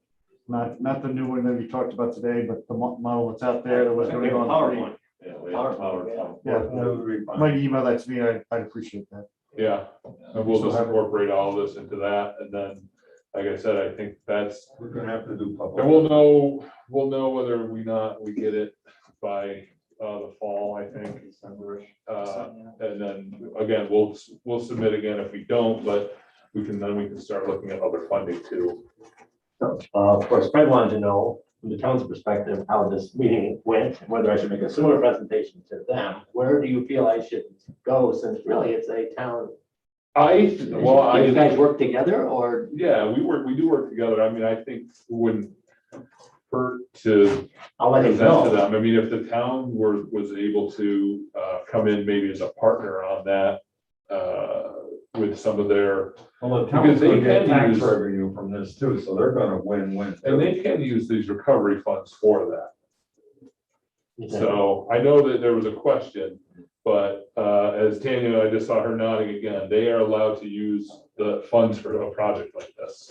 Travel and tourism. Travel and tourism. Really? So you have to gear it towards writing the And tour. travel and tourism are two of the big things that the Yeah. state is trying to And that's push in what this general is with gonna all do. their economic development People are stuff. gonna come here for shopping, like. I think I'll just. And you get to name it. It could be Lincoln County. I'm probably have to go. Right now, I gotta call Homer. Town board, but ask- I would like to mention, Ask them to work with you guys. But I would- as a part and parcel of all this, that just recently, I was on the phone with Harold Holder. He wanted me to contact them about Martin and I going to Gettysburg this year in November. And of course, I've been reading all the books that they're gonna present there at the forum. But he asked me specifically, he said, are you guys still trying to get funding for those monuments, those two gentlemen? And I said, yes, we are. And he was very pleased to hear that. And he's looking forward, either one of the two of us will probably be going to the forum this year, but I'm always putting the bug in Harold's ear, or Martin Burlingame, the other Lincoln scholar that came to Cortland and presented at the Center for the Arts. We're very involved in trying to get support in whatever way we can. If you guys can even get brief letters of support from them and anyone else you think that might be of interest that we could submit with the application. Yeah, oh, yeah, that's all helpful. So in your question and answer thing that you sent around a while ago, there's a whole section of it on travel and tourism Yeah. and how you would get it to apply. So. Perfect. I'm encouraged. Perfect. Thank you very much. Thank you. Thank you. Thank you for what you do, by the way. I'll need to stay for the discussion at DRI, right? Nope. No. No, we will, Just email me that PowerPoint, that'd be great. Okay. Thank you. To send it to you? Yeah. You know, it's outdated, but you want to use the. Not necessarily, I would get the I have- information, I would get back to you. But No, I no, don't- maybe just images, so I'd have to probably, like, a lecture type of thing, I would. I would need some, like, the background information, I just talked about, too, well, I'm the narrative. Okay, yeah, so let me take a look at that first, and then I'll give it. Okay. Right. Statues and that's what they were. Yeah. It's like Homer, the Iliad. Are you here for anything specific? No, I'm just doing my new point. Okay, so we can arrange some of the things so that you don't have to stick around. No, I'm doing my new point. This is very interesting. All right, next up, wow, at least we're not going to another controversial. Really? I swear to God. I need a shot of tequila about right now. Okay, trash options and corresponding fines. Let's have a look.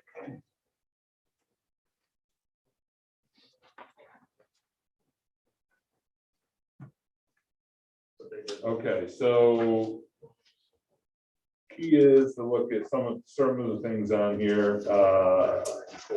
Number one can for each building where individuals live. So you've got an apartment building with 16 units, you get one can of recycling, one can of garbage.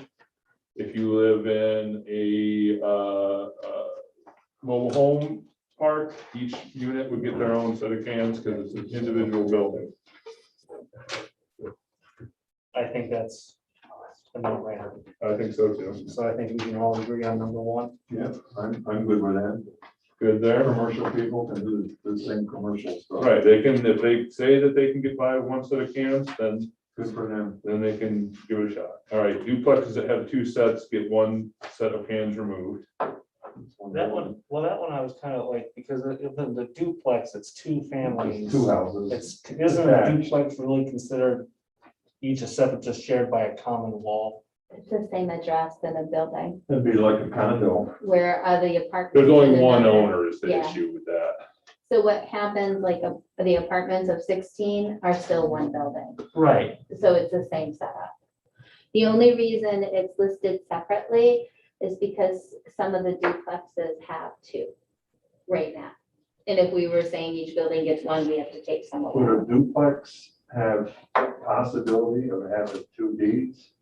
No, that would be like a condo or not a, well. Yeah, a a condo. Then they would get. You guys mind if I just bring up one thing that you may not be thinking about in multiple dwelling situations? A lot of, not a lot of, but I know there's at least a couple dozen, owners of single family houses might have an accessory unit like above their garage or in the backyard. Is that in those, Tanya? Because that would be two separate buildings.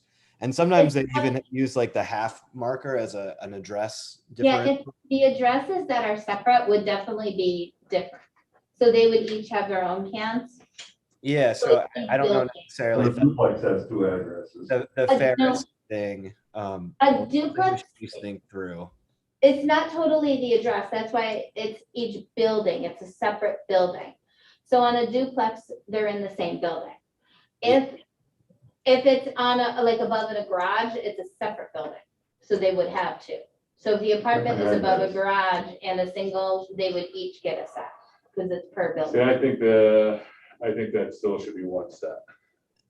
That would be the fairest thing to do, is my thought, because that's two people, and you might have a duplex or a quadplex with 4 units in an apartment building with only one. That should be the same thing as somebody with an apartment over their garage. I think the whole point is really just trying to get the duplexes down to one. Yeah, So if we're doing one for every address, we can do that too. So, Well, that means the 16 apartments all have addresses. in 16. well, one building address, like one physical building. I don't mean like mailing address. If you go to the tax rolls, it's one address, it's one. Okay, mailing. that's what I'm referring to. So, yeah, I mean, that maybe might- we're better off just saying one for each tax ID. Yeah, that's what I Okay. was getting at. In case somebody owned a half of duplex, you could have 2 different owners. Right. Only Yeah. half. Yep. That's why you see them no. in different colors. you Well, know. that would only happen No, with no, condos, no, but that's we don't have condos. them here. Not necessarily. You could have a duplex where somebody owns a half of it. Because you can see the colors sometimes where they. Hold on a sec. Dante? Can we get a ruling on that? You have two owners of a condominium? Of I a didn't- Of a duplex. Yeah, you can have, a million owners of a duplex and fractional shares, but, it would still just be one unit. I think each tax ID Okay. gets one. I like the tax ID. So the issue then becomes number 3, because some people had been allowed to rent extra. Then, And those would so have to come who are in. they renting them from? Syracuse Haulers. Right, so this is where the issue is, right? Because they say they're renting extra cans for Syracuse College. I don't know how much they're paying. They're paying $195 for a set, Uh-huh. and Who's what, picking it up? And the who's paying the garbage- tipping fees? we are, Right, No, that's the not problem. $195 per year? yeah. Right, and so if we were to rent cans at all, it would be, To us. yeah, we would have to do the rent, and that's a paperwork nightmare. Actually, So these are, I have 4 right now that have called because they've actually rented the cans, and back in 2014, they were allowed to rent them. So that's the Before issue of, us. yeah, it's at the same time when this whole thing came about. There was in the letter was allowed to rent. And so those 4 units that I found so far, doesn't mean there isn't more, are renting them. Wouldn't it be cheaper to purchase them?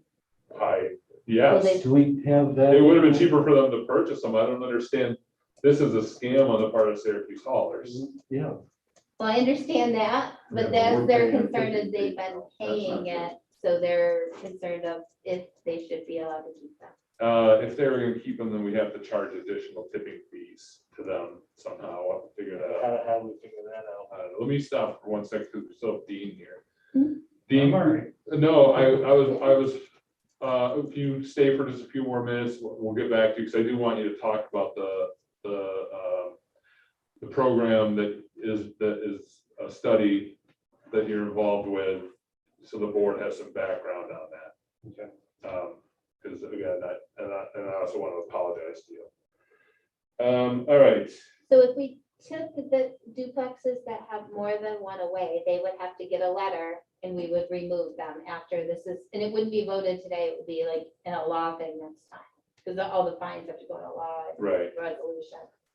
So we would have to take from the duplexes instead of any extras plus the multi-units, any extras, because many multi-units have more than one too. Right, and again, we don't know how or when they got extra cans, but this is an issue of fairness, and it's not fair for someone who owns a rental property where they're making money, and they have a whole bunch of cans, because they got a lot of people there, but they're really only paying taxes on one property. And so their tipping fees are gonna be much higher than, one person living in a house, and so it's just not fair. It's all about fairness. Well, the other thing is, well, we discussed letting them purchase other cans. Yeah, but then how do we do the tipping fees? 95 pounds, Well, 95 gallons. They 10 can't- pounds apiece. they would generally weigh them, but they're not, They can't do that. they've been doing that. I have a property, they're doing that right now, who charges and pays separately, but they're getting out of the business of doing it. Cortland County is the only county left that Syracuse Haulers does that. So I found one that actually, they do charge by weight and weigh it every time. So they have the ability to weigh them Yeah, with but the arm when they pick it up. yeah, they're not gonna do that anymore, and they But with- are, they're actually, all the customers that have it in all of Cortland County, they're going to be taking that option away. Right, I'm just wondering if they would write the weight Just down the for us, fixed fee. but otherwise, yeah, I think we're gonna have to charge. Just to fix So that's the other option is, I guess, maybe we do charge a yearly fixed fee for these places to have a second set of cans. Yeah, we can find some averages, what they go for, and just charge the average. Syracuse Haulers would tell us how much they would Yeah, charge 100 for it. pounds, 120 pounds, 40 pounds, I don't know. Yeah, For if each we can. got, ask them for like an average of what someone is charged for the course of a year for a can that they use, and we can look at setting that up, I suppose. We would have to, because this was already a local law in 2014, we have to rewrite this completely. don't we? Yep. Yeah, we have to change the law. Yeah, so I emailed the last one to Dante and I was gonna draft it and then send it to him based on all of these that you come up with. And then Dante could either do it or review it, because it all has like how much the fines were, how much all of this, So so. we have to draft it. We have to do a public hearing. Yep. We have to season it for 10 days. Yep. And then we can vote on it. Okay. Dante, is that the correct procedure that? Yeah, and I'd like to add, we should, really kind of get some backstop in place. It's gonna become a big sort of, aesthetic issue, if we don't have sort of some safety valves built in, one being, the option to purchase other cans, and then some teeth to enforcement too. Because if you're talking about, 50 properties, all with 3 or 4 different providers, with different procedures for trash and garbage and the different recyclables, I mean, the cleanest solution is to centralize it and have one sort of pickup and make sure, the village gets compensated for that. So I don't know about mandating it, but maybe you might want to think about mandating, each residential property address, pay for at least one can. So that option is there, and make it the sort of the easiest way to take care of trash and recycling. And if they want to pay for another service after that, that's fine. But you don't want like blue bags on one, like personal trash cans on another. No, we don't, Specific but stuff. yeah, it's gotta be fair how we do it, and I can guarantee you that whatever we charge them for a yearly fee for a can will be less than they would pay if they went out and got their own service. Exactly, and making it the easiest option is going to make it the cleanest for the village to look at and have. So if it's also the cheapest, that's just icing, Right. because ease is also something that property owners might value. And We all agreed to number one can for each building, so the 2 cans are out. Like, if you accept number 1, the people who have 2 cans, out, it's done. Well, Unless that's we what- come up with a system. Like Right, we're they can talking Unless about. you wanna do that, Well, that's what we're talking about. That, yeah. okay, which kind of ugly. Well, An individual unit, why do they need 2 cans? Because everybody, because there's an individual unit that might have 16 apartments in it. or there's an individual that has a large family with 10 kids. That's part of the Okay. issue, is we have got some units that are relatively large but use relatively little. Yeah. But we've got other units that use a lot. It's the Alright, same as we have single households. alright. Some use little, So how some use tough lots. is this gonna be to add that on to somebody's water bill or something? Well, we would have to first come up with how much, and Yeah. it has to be written so that it would be a lien if they don't pay. Because then we Right. could put it on their taxes, and then if they're paying once a year, it's not that hard. But I bet you most people will end up, some may pay quarterly, or some may pay by the year. Yeah, I think we should probably offer a quarterly billing, because it'd be a Go with the water painful, bill. but certainly Yeah. not monthly. But you can't put it on the same Yeah, it's system gotta be, because they're different yeah, it's gotta be funds. separate. So Oh, you yeah, I send it. understand, there could be a different line, couldn't it? No, it can't be in It the can be same even on the system. same piece of paper. No, Oh, all no, right, because so you they're have still 2 of them in there. Oh, you know what? You put in a folding sheet along with our data and all our. So we'll have to come up with how much we would charge. There's the upfront can charge, and then how much we would charge for the yearly tipping fee. And, that needs to include a little bit of money for the administrative hassle on our end. That shouldn't be too hard. We have 1,300 cans supposedly divided into our tipping fee. no. We already have an average right there. Yeah. And so that's it. Yeah, So that's if you pretty want an good. extra one, There you go. Ed. bam, you're done. And you want a can, it's $200 to buy one. There you go. Okay. We would have to do that for garbage That's what I and do. we would do the same thing for garbage and recycling, Yeah. because they're separate tipping. Yeah. All right, so I Um, guess we're gonna move on to, Well, number 4, just so you look at that, pilots, we have separate agreements. So, because of how the revenue is calculated and what they pay us, we should leave the garbage there. Yeah, there's only 2. Yeah. Right, so, okay. And then, all the fines are here, if anybody wants to change any, if not, then we can move forward with doing the law with the fines. Yeah, I like the fines. I think something we need to add is for the enforcement of it, is we need to add like a sticker or something so Yeah. that our DPW guys can go by if there's tires that are left out. It's a good idea. It's an orange sticker, lets them know if it's not taken care of in 24, whatever we decide on. Yep, good idea. One of the landlords actually mentioned the stickers and pointing it out that everybody would see. She also had mentioned a lot of, if you look, a lot of the units 4 and under seem to be okay with 1. So, Yeah, I know they say so, but Right next to mine, 5, and they just use 1. I don't see I don't know. trash besides. the I daily. don't see how it's possible. I don't either. I mean, I lived next door. I've moved since to someone that was a mom, dad, and 3 kids, and every week it overflowed. So, Some are like that. Yeah. Others like Ed and Kevin. They're and not. then but I spoke to Kevin because I've already sent out one based on the old law or the Right. current law. One notice, the garbage fines would come into our office for a while and be kept in Excel. And then if we keep doing this as was asked, then eventually go back to Kevin. But right now, he's pretty busy. sure. And they used to come from the village offices, so I had the standard letter, he went and looked at it. And then we would recheck it based on this, Okay. once it's approved, and then we would have to we'd have to keep it in Excel to make sure, because the first offense is actually a letter and a warrant.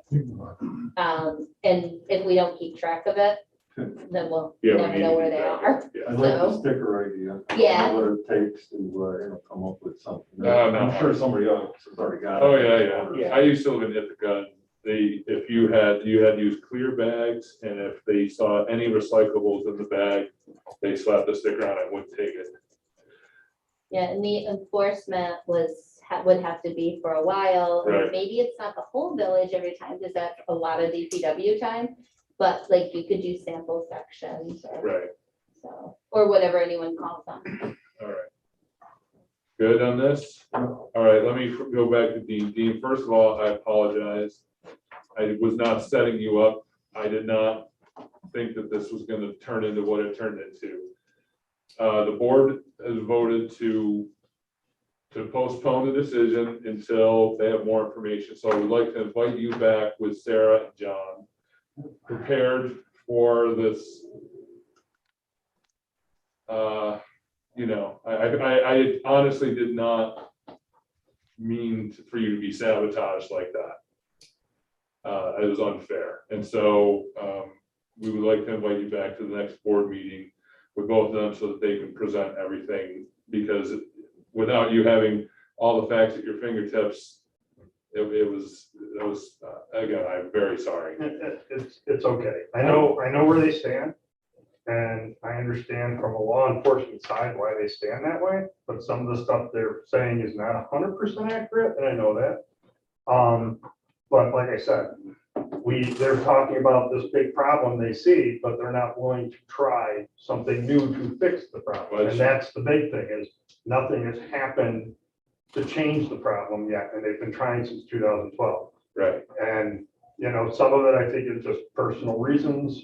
That's fine. It's personal to me, obviously. I got a little heated. I do apologize for that. I think I did feel a little sidelighted, but not necessarily by you. You handled it pretty well. Now, I is do there, appreciate that.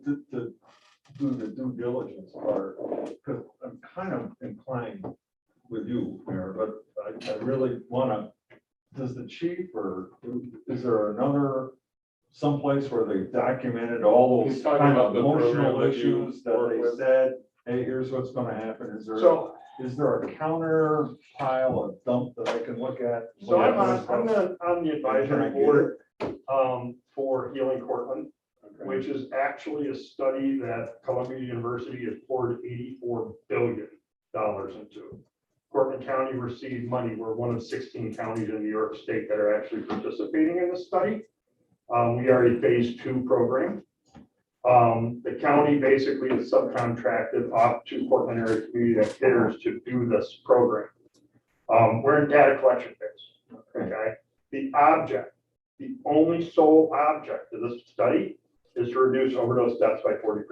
I agree, but when these guys say, I don't have any evidence, when they say, hey, just because if you start that, you're gonna have, a whole pile of miscreants hanging out. Tens of home. thousands. So whatever, I don't That's what he remember, said. I'm just saying, I would like to find some data that either backs that up from their perspective, so I can compare it, the positives and minuses, the scale of what's good. The answer I have, Because that sounded pretty damn scary. well, of course it did. That was their whole purpose. I know, I mean, but I'm just that was saying, their I whole need purpose, data, was to scare you. and I don't know where that is. And- So, let me explain this to you. Okay.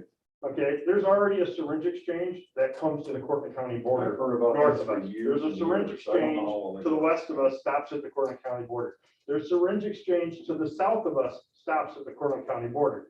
Syringe exchange to the east of us, stops at the Cortland County border. They're already in existence. So where these tens of thousands of people are gonna come from when they already have access is a little extreme. It's not gonna happen. You know how you could stop them? You could stick it out on, like, of course, the town may not go for it, but out on some really back road Well, where nobody lives. So Ed, like a farm field. So Ed, we have to understand, and this is somewhat why the chief is upset, and I've already stated, they don't need permission to come into the community, Yeah, I know. okay?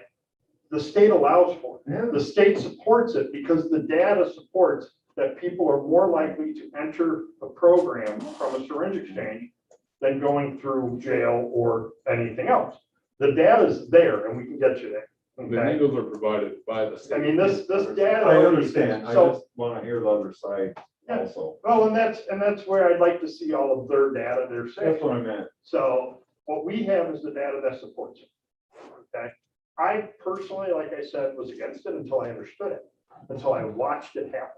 Okay? Until I took the time to sit there and see it for myself and participate in helping. When I lost my son, I dug in to find out what I missed. And that's the problem is I don't want parents like myself that took what I learned in school and to sit there and say, I know what I'm looking for because I missed it. And everything I learned in school doesn't apply today. The syringe exchange, everybody's like, oh, it's heroin, heroin, heroin. It's like the chief said, you can sniff it, you can eat it, you can drink it, you can inject it. I'm Okay. not against it. I just want more data. No, and I'm And I not. want the people to kind of talk to me.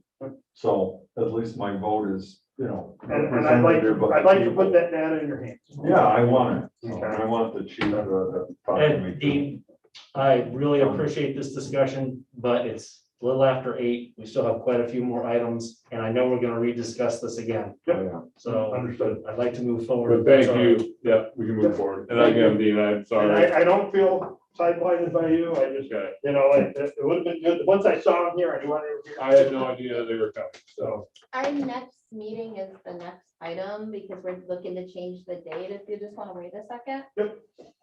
Oh, we're looking to change the date. From the 24th to the 31st. We have scheduling conflicts with people on the. Oh, yeah, 24th. yeah. Okay, by me. Yeah, I thought we already did that actually, didn't we? Well, I emailed, you said you had a conflict and we haven't gone to change it. I didn't write it in. so I Nobody didn't knew. have it. Yeah, they don't know, Ed. I'm okay with going to the 31st. 31st, yeah, Kevin, are you good? I think so. August 31st. Yeah, yeah. and we're at. August 31st is not gonna work for me. That's Overdose Awareness Day, and I'm having a candlelight vigil in courthouse. Another Tuesday. How about the, The following one would be shortly thereafter. yeah, the September one is pretty soon thereafter. Whenever we do this, I would like to It make would be sure the that we, 14th. I would like to make sure we kind of clear the deck because we've got numerous items today and we need to give this. Yeah, Obviously, you're gonna come back with more information. It's a hot topic, I get it. And we should be able to dedicate. That'd be the 14th then. yeah, September 14th. That's a standard. Do you want a special one? Because if you're looking to dedicate a lot Not a of time. special one, Okay. just So it'd be the 14th. clear everything else. off the 14th is a decks. normal. Yeah. We pay the bills and we'll get right into this. Yeah, Okay, Everybody can read all of the reports ahead of time if we want on that.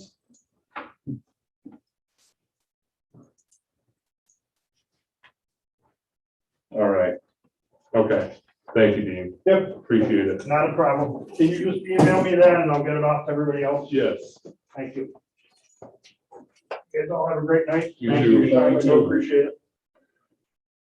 All right, next up, approve sewer bond interest to be paid via wire. That motion that we pay it. Yes, we need to. I'll second it. All in favor? Aye. Unanimous. I'd recommend to table F. Say again? Unless you really want to have a hearty discussion on F, I recommend you table. No, we're gonna table F, yeah. Yes, table F. All right, 281 and Copeland Ave, traffic concerns. Did everybody get a chance to see my email regards to that? Yep. I've talked with some folks there and I've talked with Chief on this as well.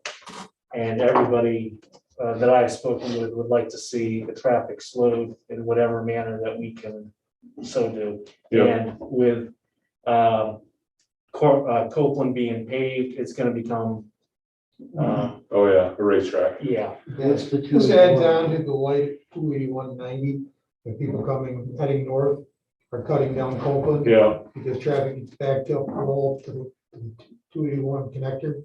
I know. So they're using it. I'm guilty of it. Yeah, we had a complaint of no sidewalks Oh, on yeah. Voorhees to the high school. And, you know, I mentioned it in the email, pulling off from Park right now with chain link fence on both sides of that intersection is difficult to see.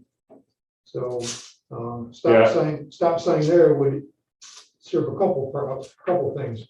Slow traffic down, plus make it more of a safer intersection.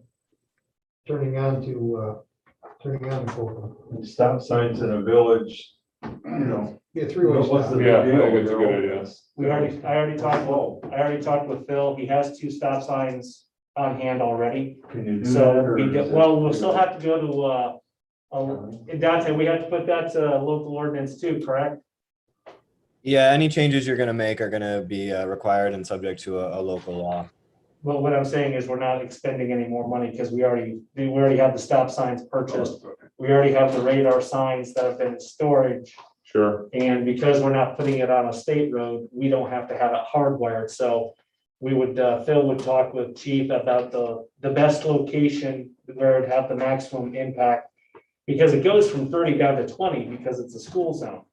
But Nobody's doing it. Nobody's It's doing at that. 30. Well, right now, I just saw from one of the first times cutting through that it was a school. I saw the signs. I was like, oh, yeah, right, this is a school zone, because you forget pretty quickly. Well, for years, I kept going faster down Main Street. Right. And then So just we- thankfully, we you got know, you. they didn't pull me over because they sure as hell could have. I slow up now, but I mean, it was behind a tree by the post office. so can we? And I wouldn't even see the sign. Can we direct Dante to draft an ordinance? I make a motion that we direct our village attorney, the Dante Armedio Esquire, to draft an ordinance that allows us to put in 2 stop signs at the Park and Copeland Avenue intersection, one facing east and one facing west. That's my motion. Second.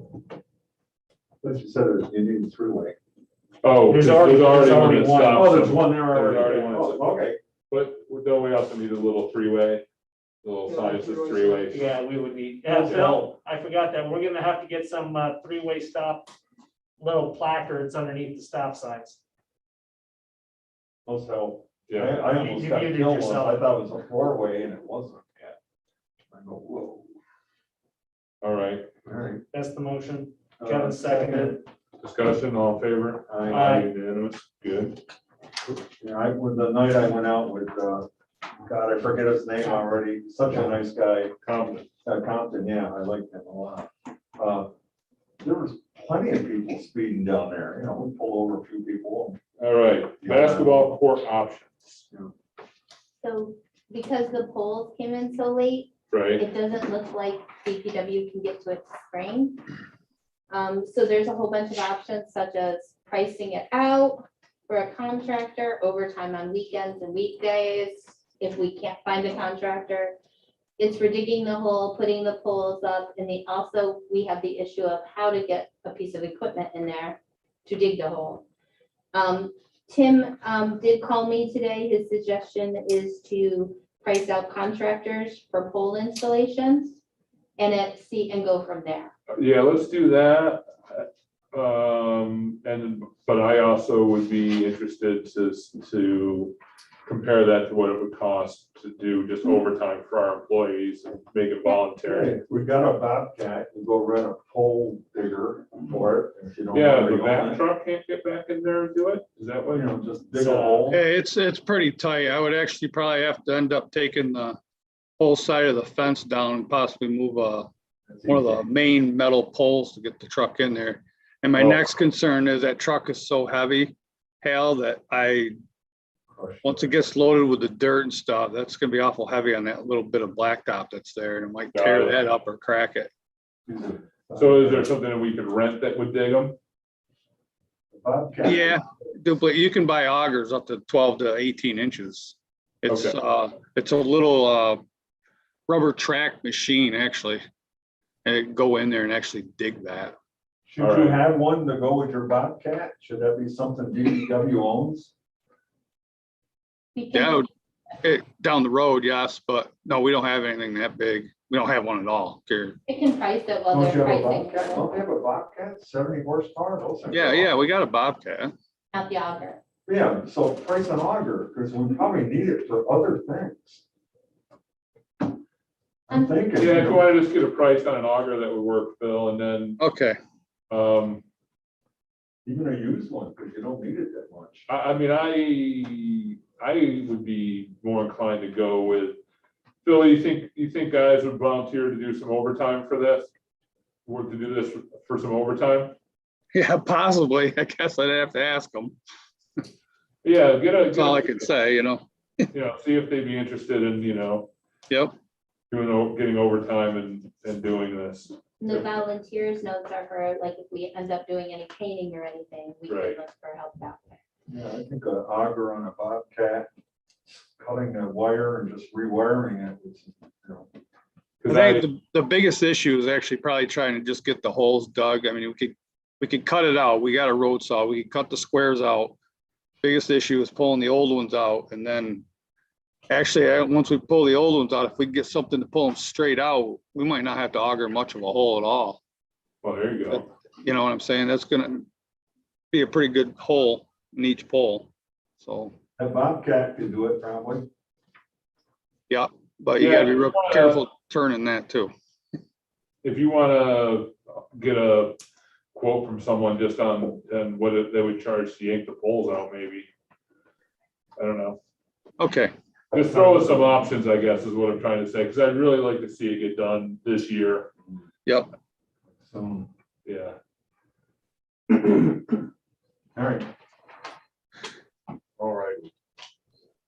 SRO agreement. So it's exactly the same as last year. It's just updated with the new dollar amounts I got from Tom Turk today. We always have to approve this before we can hire the SROs technically each year. So the contract is $36,990 for 5 SROs. There's reimbursement of that $4,000 still. It's split into 2 payments, and what they would be paid from this contract is listed. Good with this, chief? Okay, I'm good. I'll make a motion, we accept it as written. I'll second that. All in favor? Aye. Unanimous. All right, I signed it here. Oh, yeah, it's, I like it. Yeah. The third eye. All right, mask policy. More if you want indoor mask, because Cortland County sent this out. Yeah, I mean, Cortland County's going to mandatory indoor. I think that we need to for the village. The town obviously controls the building, so it's really falls up to them, but. We can do our side, but it also goes for all employees inside it. So I'll talk to Fred. If the county's doing it, I'm okay with that. It looks like this Delta is gonna be a real doozy. Yeah, This I don't was their like that. press release Friday before it was substantial, and then it became substantial after they did Yeah. this press release. Yeah, I see that we're starting to go wrong direction. Tammy, can we make sure that we push this to? Yep. By our, make sure it's on the web and we push it outside the village office. Sure. Do we need a motion to do this? To change the policy, yes, because our policy right now says vaccinated doesn't need to wear a mask, and that it could change. So we just need to approve an update to the policy. I'll make the motion to update the policy to what the county is. I'll second. All in favor? Aye. Unanimous. Okay. All right, discuss the DRI. John left apparently. He wasn't even here, was he? No, he was here. He was here behind I you. didn't even see him. Oh, really? I didn't even see him come in. That's because he was behind you. Oh, okay. So, I got a call, to look for some possible funding sources for writing the DRI. And the easiest one and what we were gonna use ARPA funds were for the Yep. grant. So it would come out of the lost revenue section, Right. so it qualifies. I also have an estimate for the e-bike. It might be a little high, then I've had to add in the price of Right. the light, so I kind of threw a number in my head. Yep. So, yeah, I am all in favor, of course, of the e-bike. We talked about that. Yeah, We've and talked then, about that for years. Yeah. And I'm, the only question I had on the DRI was having Keystone do it, having Toma do it, or having them work together on it. I don't really know. I thought someone couldn't do it. Weren't they asked? It's like Toma, He hasn't given me a number yet. They can do it if we agree to their price. Oh, we don't know the price. and then we don't know. the It's not, price. it's not gonna be a hefty price. Rich and I talked about this a couple weeks ago. They're just gonna take that 2019 document, obviously updated with what we talked about today. That 2019 document is no good. Well, that's what is recommended, because there's no time to do a massive document and pay Toma $25,000 to end up not getting it. You'll never win. If all you do is update that, because I shotgun stuff all over the village, that's not what we need. I think, That will not do. I agree. You know, Then some of I the recommend not doing it, wordage, and you then we know. just go for it next year. You're not gonna have No. time to put anything together. Yes, we do. Not, absolutely not. When's the application due? At 15th, because September I begged 3 times to do this, and this is finally we're. I can tell you, Rich is not gonna do it. Only if you wanna give him $50,000. No, But he's- I would recommend Keystone, because they've done the design work, they have a relationship with a major developer. And if we can get that major developer who's gonna have to kick in some skin. All right, because this is anywhere from 10 to 20 million bucks, and they get to peel off quite a bit of it for their management. So I say we authorize up to 30,000. Because you need, just because Keystone said 15, they also said they couldn't do renderings. I mean, if you're going for a $50 million appraisal value, you know what that does to the taxes in the village? Well, And we want to go on the cheap here? my thought, I just don't want to give a blank check for 30,000. I'd be more inclined to say 15 to do the rewrite and come to us with how much we need for the renderings. Roger that. That's the whole plan. That was my plan. As long as we approve any additional costs before they happen. I'm good with that. all this is here is allocating money, so we don't have to give them any full amount. Sure. And all we're doing is if we want to say the difference right now of what we were planning to use this year is allocated for a project, we can do that and just reallocate it if it doesn't. No, I happen. mean, I think that we need to go, if we're gonna go, we need to go now. And you gotta go big. Otherwise, yeah. But I'm all right with that. Okay, 30K. Well, no. No, okay, no, it's 15, up to 15 as they use it, and then they come to us for the other. Correct. That's what I'm saying. Yeah, yeah. No, you Okay. said 30. Well, that's a total of 30. Yeah, I didn't say give them a check for 30K. Yeah, okay, I'm good with that. However you want to rate that. So Do you want to call him? Do you want to call him? Call who? John, Keystone? Whoever. well, he left, right? Yeah. Yeah, so we'll talk to him tomorrow. And will you call the major developer, We'll get a hold of them too, yeah. Liana, hopefully? I will try to do it. Tomorrow's kind of a day, but I will try to do it. I tomorrow. have to call him tomorrow. Call who? I have to call him tomorrow. Oh, that guy? Yeah, Yeah, based on our discussion earlier. oh, okay, on cams and stuff? Yeah, Okay. Yeah, I mean, I'll talk to him, or, Yeah, because without them, why bother? right, why don't I just see if they can do a meeting? And Oh, I'd then we love to have meet some with him. dates, I've never met the guy. He stood in front of me, I wouldn't recognize him. even if it's the other person with Doesn't the matter. company, Yeah. Still wouldn't recognize him. yeah, all right, like a Friday morning or something. okay, Yeah, I'm here. You know, this is important to me. all right. All right. Do we need a motion? Yeah, let's go ahead and I'll make motion. a motion that we allocate 15K to start with a comeback as you need it for architectural renderings up to 15K more From the ARPA funds. from the ARP funds, yes. We have a second? All right, so nobody wants to do DRI. That's very good then. Any discussion? We are on a short timeline. And I just don't want to be throwing money at this, so we have got to be on top of this. Yeah, they're gonna have to, Well, I asked this summer for money, way back when, and I said, let's wait till the deadline. Well, the deadline is We here. didn't know when the deadline was, but anyways, that's besides the point. So that's all I wanted to say about that. So- right, And I vote aye. aye, The payoff would be tremendous. yeah, Huge. Okay, good, right. thank you. Well, thank you for all the work you do. Well, we'll make it, it'll be reasonable. all right.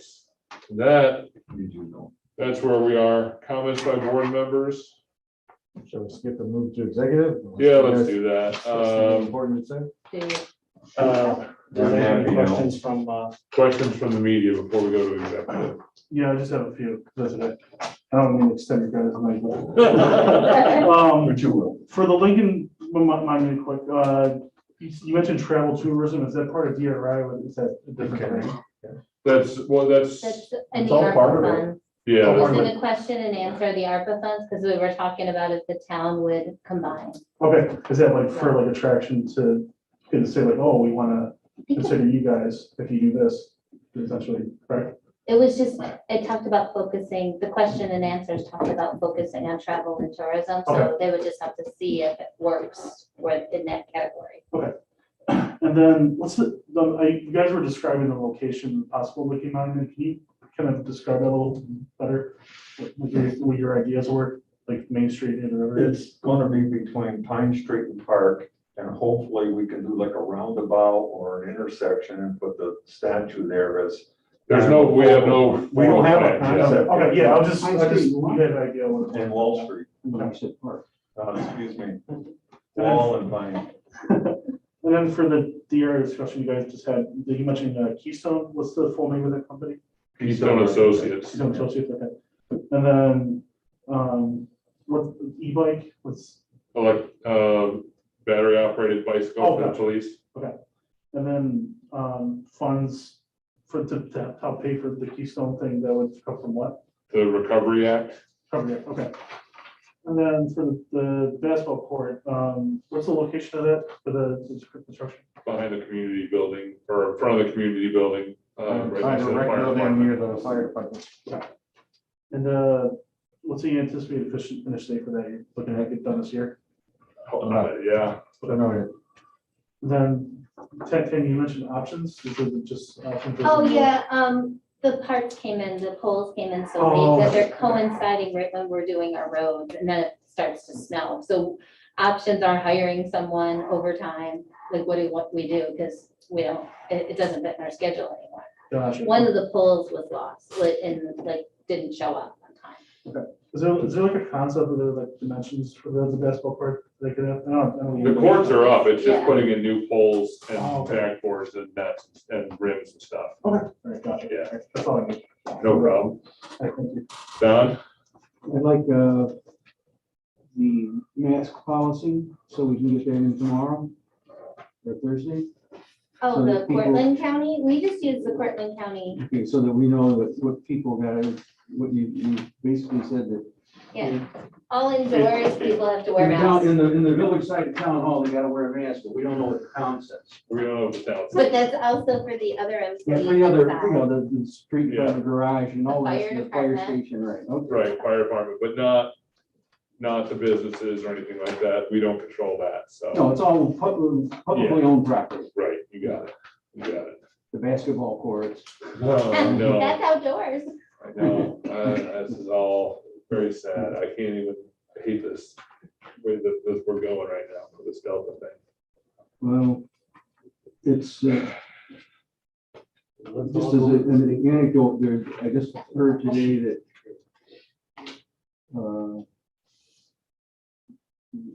there's concerns about the Broadway show. I can imagine.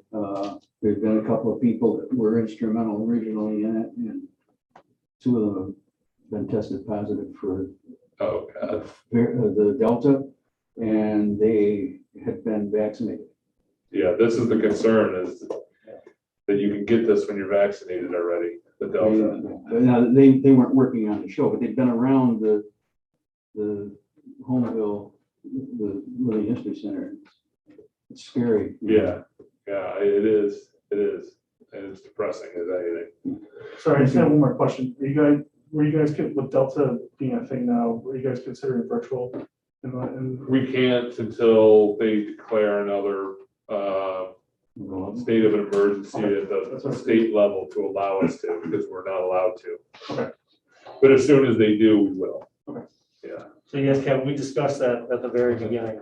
yeah, We're waiting on the state to declare like. yeah, which I anticipate they'll probably do soon, or at least give us that, hopefully just give us that ability. Who knows? It's a little bit of change at the top right now. Just a little. So, yes, Really? yeah. Elaborate?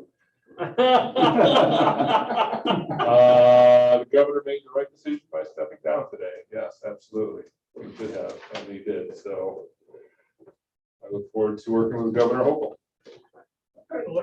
Any other questions from the media or the population at large? Once, twice, thrice. I'm gonna We still have some Wait to go to stuff to go. executive. Okay. Now, we need a motion to go to executive. I make a motion, I'd like to make a motion